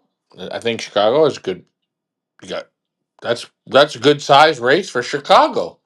Florida has probably the same or a little bit more. New York probably has the same or a little bit more. That's great. You have that. But the guys in Belgium, especially in Belgium, and in those certain spots, they refine it. They refine it to an art, man. And I'm not saying that Chicago doesn't have good pigeon men. And I'm not saying that Florida doesn't have good pigeon men. And I'm not saying that California, and I'm not saying that. They have good pigeon men for the area they're in. Yes. That's it. Right. You take them to Berlar. And I'm using that as one spot. There's more than one spot in Belgium, but you take them there. And guess what? you'll see another level. You'll see a level that you ain't never seen. Yeah. Hold on, we got a question. Late breds will never be as good as a race team due to the race season. Yeah, I agree. that's. Hey, wait a minute. You know, if they say if you breed 100 young birds, you'll have one that's pretty damn good. I bet you if you breed 1,000 late breds, Yeah, you'll get one good one. yeah. And it's the freak. It's It's the one that naturally had it as no matter which way. I knew Carl Winterstein told me one time he had late breds and they're all out of the same his race birds and all this stuff. What he was winning with. Yeah, yeah, and I don't know if they were loft flying, right? But I guess he failed to realize they weren't loft flying like rambling, going out for an hour and coming back. I don't know. He didn't realize it. He put them in a basket. He took them to the front of his house, 50 feet away from the loft, 100 feet. He let them out. He lost every single one. They went out, whew, gone. That's how they're like, They're stupid. there's no flavor to the tomatoes. You raise a tomato in friggin' January and February in a greenhouse. How much flavor does it have how much flavor does it have against a tomato you raise in June or July? There's no flavor in it. It may look good. Oh, look, it's nice and shiny and everything's nice. Yeah, cut it open. Drinks It's there. just water. It's just no flavor, right? Oh, well, to make it flavor, I got to put pepper on it. I gotta put salt on it. I know the guy saying about the Chicago area. I don't know if he's getting a little insulted, right? Oh, And I'm not trying to insult that. I think that's absolutely fantastic that you have those numbers. And I'd love to be able to play in those numbers. But the problem lies is for me, and now you get it too. The farther you dig into the sport, the deeper you get in. Deeper, deeper, deeper. When you hit where the best pigeon men are in the world, when you hit that spot, what does it do? It screws up your mentality of the rest of the world. yeah. Go to for soccer, for example. Go to what, Brazil? Yeah, you go to Brazil, you go to Italy, okay? Brazil, Italy, England, Yeah, right? You go to those countries, and there's other countries. I'm just saying, Spain, Argentina. You go to those countries, and it just bleeds. It's in Brazil. The kids have no shoes and they're playing with coconuts. yeah. Like, and I'm sure Argentina. I'm sure Nigeria. I'm sure Africa. They're the same. They bleed it. They eat it. They drink it. Yeah.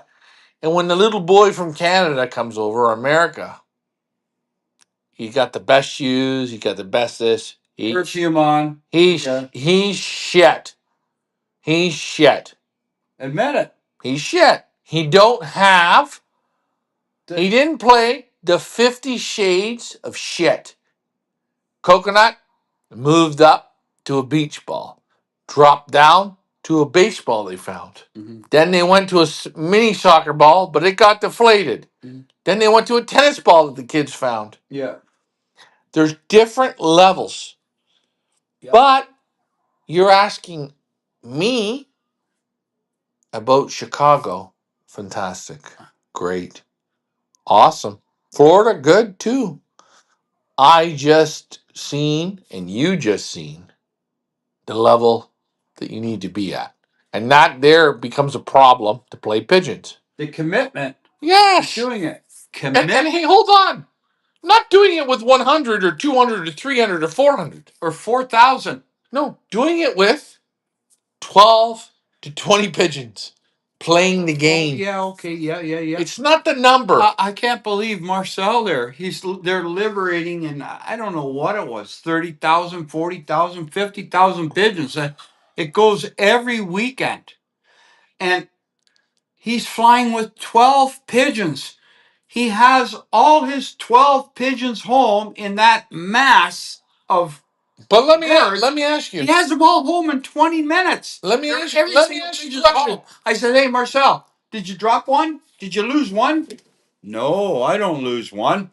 Let me ask you though. But then he can say, number 10 pigeon, that pigeon, he's going to be a problem for me. Let me ask you a question. Yeah. From the race you watched, Mm-hmm. you know that those 10 or 12 pigeons, they loft flew at the right age. Yeah. They were trained, okay. They raced the season. Yep. They were trained to race as old birds in the right fashion. Today we look at, and I'm going to use it, Big Andy, you're the big man, eh? We look at today's race. Oh, shit. I don't care who won the money. No. 1,500, 800 birds out of 1,100 home. They already been to 250 miles. They circle, circle, circle. I'm not blaming Andy on this. Andy gets the birds at all different ages. He sticks them in a shed, and he has to keep his dollars and cents, doesn't he? He has to keep the dollars and he has to keep the goddamn cents. Then he plays the pigeons. And they play exactly as what he did. He kept the dollars and cents, and he loses and he loses and he loses and he loses. And is it Andy's fault? Well, No, it's not his fault because if he knew any better, he would do different. But the other he's thing not supposed to. The first pigeons he gets coming from the race, 300 miles, it takes him a minute and 40 seconds to get the first pigeon in. I'm telling you, in my loft, but hold on. Right? A man that can take your money. He don't give a shit. No, they take your money. They take it. You lose your birds. He can't finish. You know what?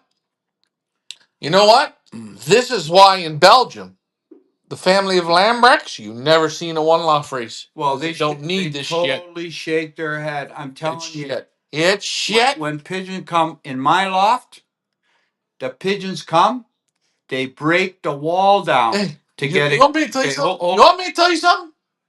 I want to have some fun. Each one loft race in the United States, I'll bring Carl and Cyril Lambrechts to the race. And I'll let them judge the final race. And you want to know what they'll say? This is shit. I told you I was there. I seen Sorrel, a little landing board like nothing, 2 feet by 16 inches, maybe a little landing board. He's got his elbow on the board. He sees the pigeon come. He uses a whistle. The pigeon drops, hits his arm almost to get in the trap. That's when you go, I'm going to use Big Andy. Let's give him some promotion. Last year, I heard it took him a minute and 40 seconds. But to get his first pigeon you're knocking. Don't knock him, eh? On that. Well, he doesn't. He's got his daughter running it, and she don't know a difference between a pigeon and a brush. Fur hair. Sorry, UC. We're going to give it to you that way. But can I ask you a question? The guy that put the race on, Big Andy, he ever done fucking anything in pigeons? Niente. Nothing. You want to know why? You want to know why? Because he knows nothing. Because a man that knows something, and you train your daughter to race the damn pigeons, Take it easy, man. like that, they have to come. Yeah, like that. But you know what, Andy, I'm not here to knock you, bud. Listen, but I will say something. I will say it. Yeah, she's 50 Shades of shit. The non-training thing. There's non-training, but if you've never been trained and you've never done it, then and the other thing is some people you can try and train, but they never pick it up. Never. Doesn't matter. You could be the best coach in the world. Do you want me? Try and train Do you want somebody. me? Do you want me? If do you want could me- do you see, want me to and tell you- a good coach can see it. And I've seen enough where I hear what people do with racing pigeons. I tell them, I give them advice, I tell them, and they don't do it. What I see is you don't listen, you don't want to listen, you're lazy in the brain, you don't want it. That's 100% done. Now, I want to say this. I want to go duck hunting. I want to say this. If I put the I gun want backwards, to say this.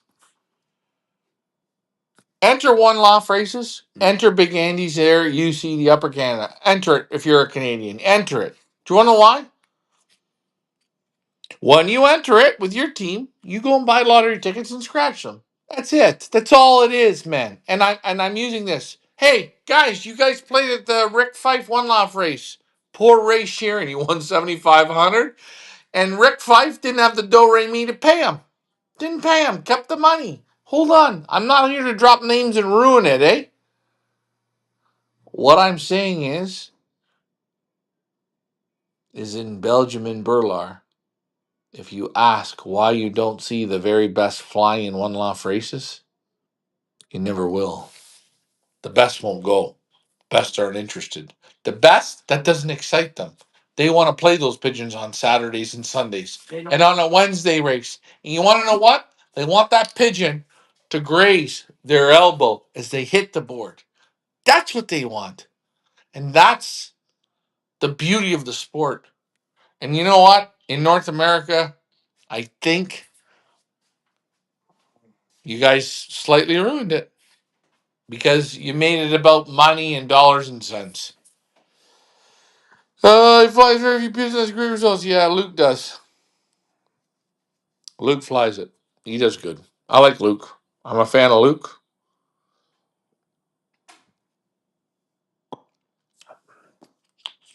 And you know what? I know I'm not going to be everybody's cup of tea. And I know you're probably not going to like everything I say. Or if I rip somebody, Peach Classic, or Hoosier, this race, this race, this race, this race, that race, the Dutch Touch, the De Vries Classic, the Niagara race, whatever race it is.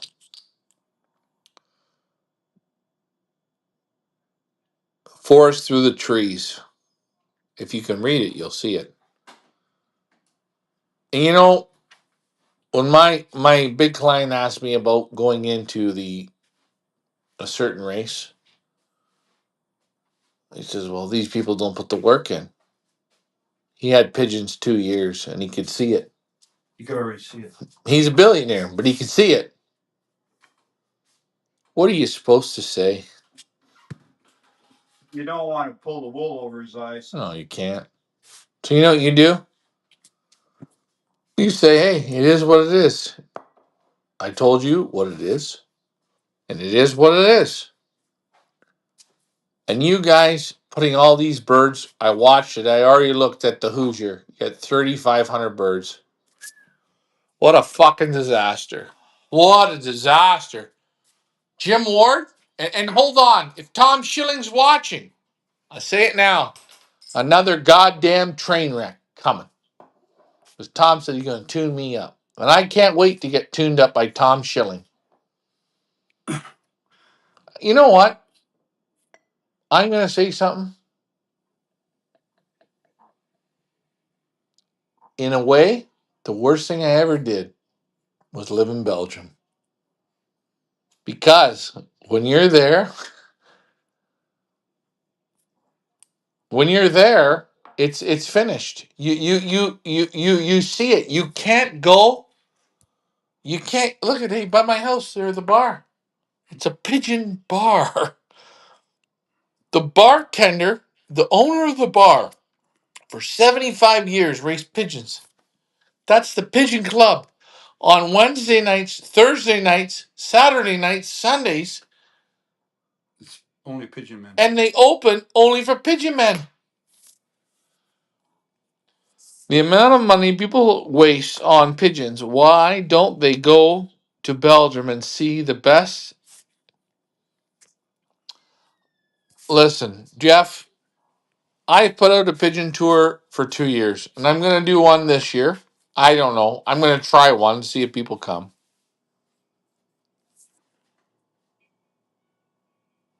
Come on. Pigeon racing in Belgium is much different than pigeon racing in the world.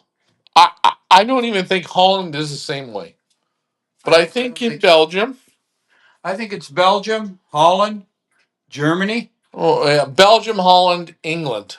England. Yeah. England, Germany, Scotland, in that zone, Yeah. Ireland. There's a handful of countries. And then I'm not going to lie, I think China, I think Taiwan, I think Poland, I think Romania. Oh, what about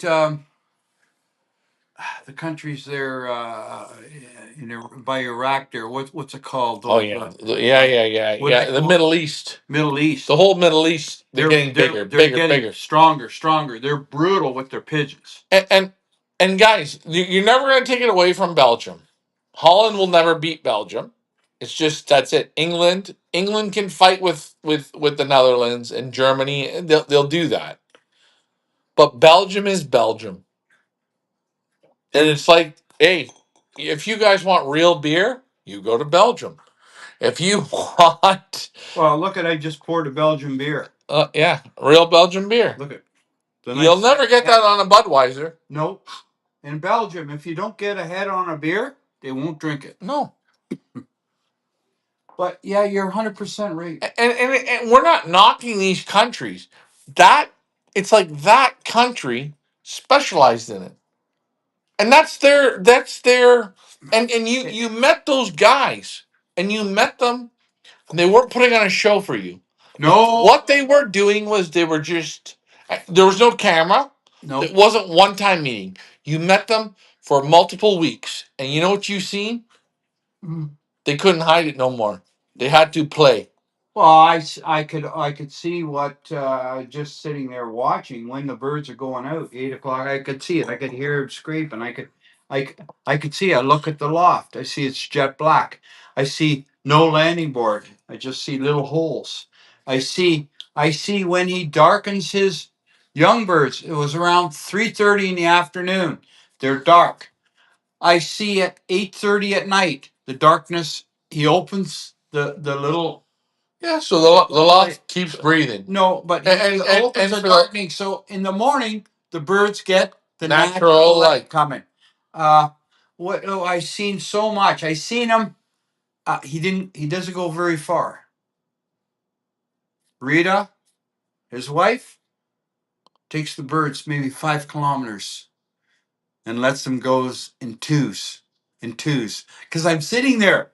All of a sudden, I see two pigeons coming. Boom, on the board. And 5 minutes later, I see two more pigeons wait a minute, guys. Ricky, don't see that. He has a beer and he's sitting on the patio. And he's sitting there on the patio and he's having a beer and there's no pigeons flying and two come. And then about 5 minutes later, two more come. Then 5 minutes later, two more come. And he sees it. Because he wasn't told by Rita. He wasn't told by Cyril. He's seen it. He learned it in the most very best way. You learn it through visual. I recognize it. You recognize it. So the neighbor, right on the other side, they wouldn't know what's going on. You understand? But I see it. I seen it. I said to Marcel, because Marcel doesn't live there, eh? He lives a minute and a half by bicycle. I says, hey, you know Marcel? I said, I seen this, and I seen this, and I seen this. He says, oh, you seen it. Yeah. Yeah. But when I put out a video, or people put out a video, and they tell you in the video, here you can finish one off. Oh, I'll get me a fresh one. When they tell you you don't learn it the same way, is it by sitting there with nobody talking to you and then you see it? I wasn't looking for. I'm not looking for. No, But I seen it. All of a sudden, You seen it, then all you start to read it. I recognize it. I seen it. I said, "Oh, how come there's two pigeons now? Oh, two pigeons. Oh, wait. Oh, another few sips of beer. Oh, another two pigeons. Oh, I see. Oh, another two pigeons. Just as I recognized at one point, he's letting three pigeons out for a loft fly. Three go out. And then they come back. Then I see another three go out. I guess he gets them back in. He must have them all in baskets. Hey, and I will say, if there was one good pigeon man in the area that had an idea. Marcel said to me, "We don't know what's going on in his loft. What's in his brain? Like what the guy's." Oh. And he's very quiet. Let me ask you something. Do you know how winning is done? In life, in business, in restaurants, in a taxi cab company. It's the man who's willing to get outside that box. He'll win. And I say it again, the Upper Canada one loft race, the DeVries one loft race, the Up North Combine, the EOC, the Niagara. Put birds in my one loft race and I'll fly against you all. I want to keep the race honest. I want to keep the birds tested. And I want you guys to get your dollars and cents of value. And you know what? Maybe I'll beat them. Maybe I'll lose to them. And that's okay. But what do you get from it? You know, my friend there from Chicago said they're flying this. The Hoosier one loft race should only fly against the combine now. If it doesn't, to me, Yeah, it's a crap race. But I know why Jimmy Ward won't do it. Because Jimmy Ward will be dead last every week. Because he's got 3,000 pigeons that don't loft fly. It's not Jimmy's fault. He's making the money. But the pigeons can't do it. And Jimmy, I'm not against you. It don't matter if you're fat, you're skinny, you're bald, you're tall, you're short. Does not matter, Jimmy. It's those birds can't do damage. Because there's too many birds to do the damage. I'll tell you one thing. If I ask someone like, let's say, Jimmy Ward, what you just said, I ask him in 1 second.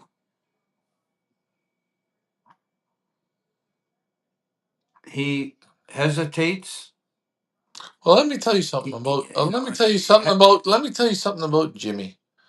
When Mike Gannis tells him in Belgium, tomorrow's going to be a big day. I suggest you don't watch football and you go to bed. Hey, I'm a 30, 40, 50-year-old man. I want to watch football. I'm watching football and having a beer. I'm 75. Who are you? You going to tell me? But when that man tells that man and he listens, grab me a Duvel. We should close this show. We're going to close her. But I will say something. I'm glad if you know what? If somebody said this whole year was a waste for me. Not a waste. Nope. It's a waste for it's a waste for you people. I will say this. You've seen exactly what I told you a year before. And I'll tell you, those show how Duvel beer. Look how it pours. Look right there. In Belgium, when you get that, they say super beer. Oh, can you do it without foaming it? Like get it up, the head. Get her up. Yeah. You're doing it perfect. Yeah. Ooh. Oh, look at that. Great moments come from great opportunities. And take a look. And then what do? They do this and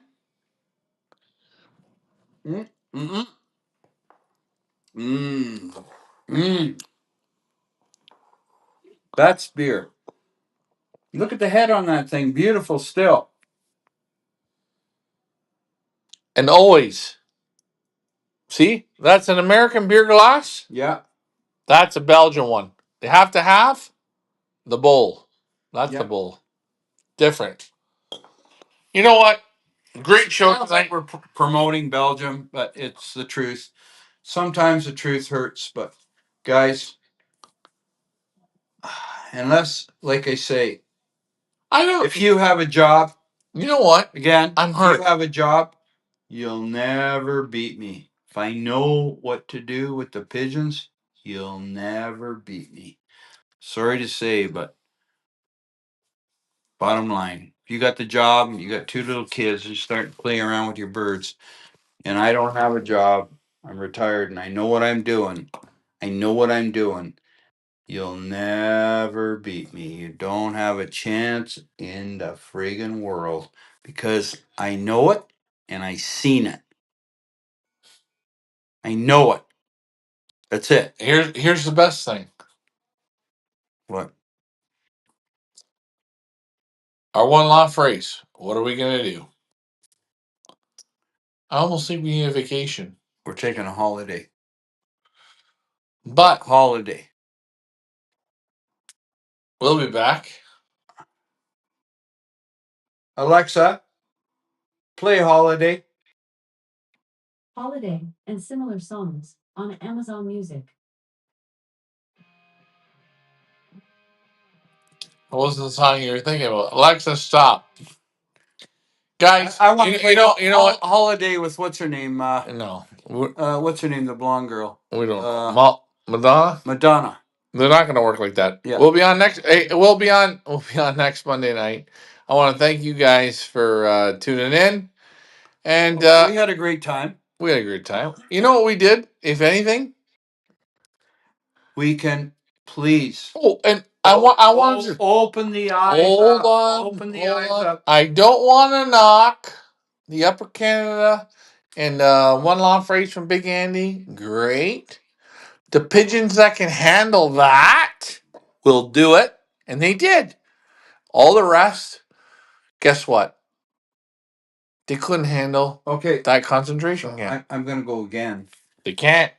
They can't. Who hold on that can handle it, but always remember there are VIP sections. Okay. So that No. VIP side, the 100%. And Listen, also he's not swift enough for this. also Jimmy is. remember, Jimmy is, but I not me. think Jimmy's grandmother is still probably alive. Hold on, I'm gonna tell you this right Okay. now. Because he's Andy has no VIPs. Do you wanna know why I know? who, Andy? Oh, he doesn't? No, I know. I know he doesn't have any. Forest of the trees, you can't figure that out. But meanwhile, he can't get them in a minute and 40 seconds. Well, if he can't find VIP sections, he won't get them in. I seen one loft races. We're getting back to this because I like to. I just want. I want to. I seen one line loft races where a man had to sent throw birds. tennis balls. He put birds to 300 plus miles at the end race, and to get them in, he had to go on the roof of the loft. I don't know how he did it. The loft was sloped with this white smock, and he had to throw tennis balls at the birds to try and get them on the board to come in. Can you imagine? 300 and something You want me to miles? tell you something? That's another loft that the guy's name was Jim. I just shake my head, man. I just going, really? Are you kidding me? I train my pigeons 10 miles. When they come, boom, 10 miles is 8 kilometers. There's, I know, 6 kilometers. And I mean, 6.3. if you train them like that and they take 30 seconds, 40 seconds, okay, you feel a bit disappointed. What I really feel about the man that was running that race, his waist, he risked his life for to that. try and get the pigeons in. He was on the roof hold on. with the tennis balls, trying to get them off to come down. Like, holy shit. And forget about the barn he had. He had the cocks came home. They went on the barn. They were chasing the friggin' hens all over the barn. You think? I'm sorry. You think I'm stupid? I went to another race by Niagara Falls. I don't mention. I watched the race. The friggin' pigeons came down. They landed on the ground and they started picking grass seeds and they chasing the cocks and hens all over the ground. before they came in. What kind of race? But I'm sorry, but if you're asking why the people don't come to our race, do you want to know why? You sum that right up. Because you want to know why, guys? When I do a shit job, I tell you. When I push them hard and they fail, this way, that way, the birds suck today, I tell you. If I suck, I tell you. And that's why this race is no pigeons. And you want to know why? It's because it's not a me problem. It's not a pigeon's problem. It's about that the truth. She's one bitch. And guess what? You're all good looking. Your dicks are all 12 inches long. well, hopefully they are 14. still. But in all honesty, they're lucky to hit 5. But on that note, we'll be back on Monday night. We're going to do this again. Duvals again. We'll start with Duvals. What a nice beer. Fuck, it's a great beer. And hey, I hate to say this to you Americans, Budweiser and all that shit you drink, and Canadian Coors Light, all that shit. You ain't drinking beer. You're drinking what you all say Corona is piss water. All American beer, Canadian beer, North water. American. North American beer. If you want a real beer, hit a Duvel. I'm Ryan. That's Ricky. Yeah, 8.5%. Oh, Then they it got up feels to good. 12-14%. I don't know if the sun And it's works. so smooth. Oh.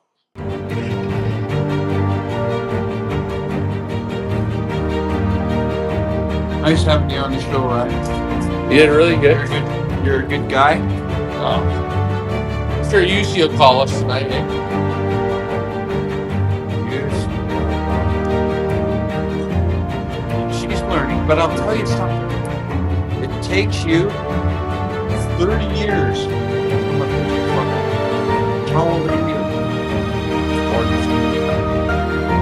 Started off.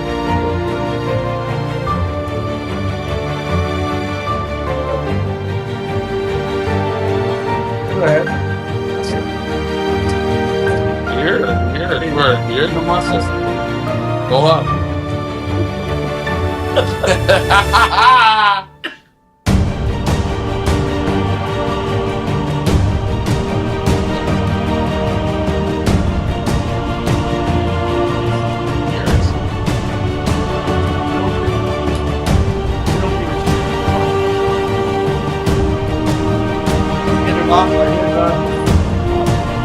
Vodka, hit it off with a pint, The whole bottle. Gonna tell him this vodka. There's nothing left in it. It's almost grape juice. Good work, man.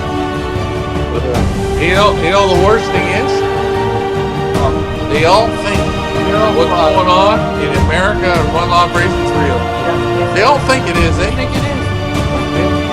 They can't see the more. Think that fucking bricklayer. That was Hold on. I'm gonna say this. Forest through the trees. But who will see it? Who will believe it? Drink Duvel, Shoof, buffet, whatever you want. Thanks for flying with me.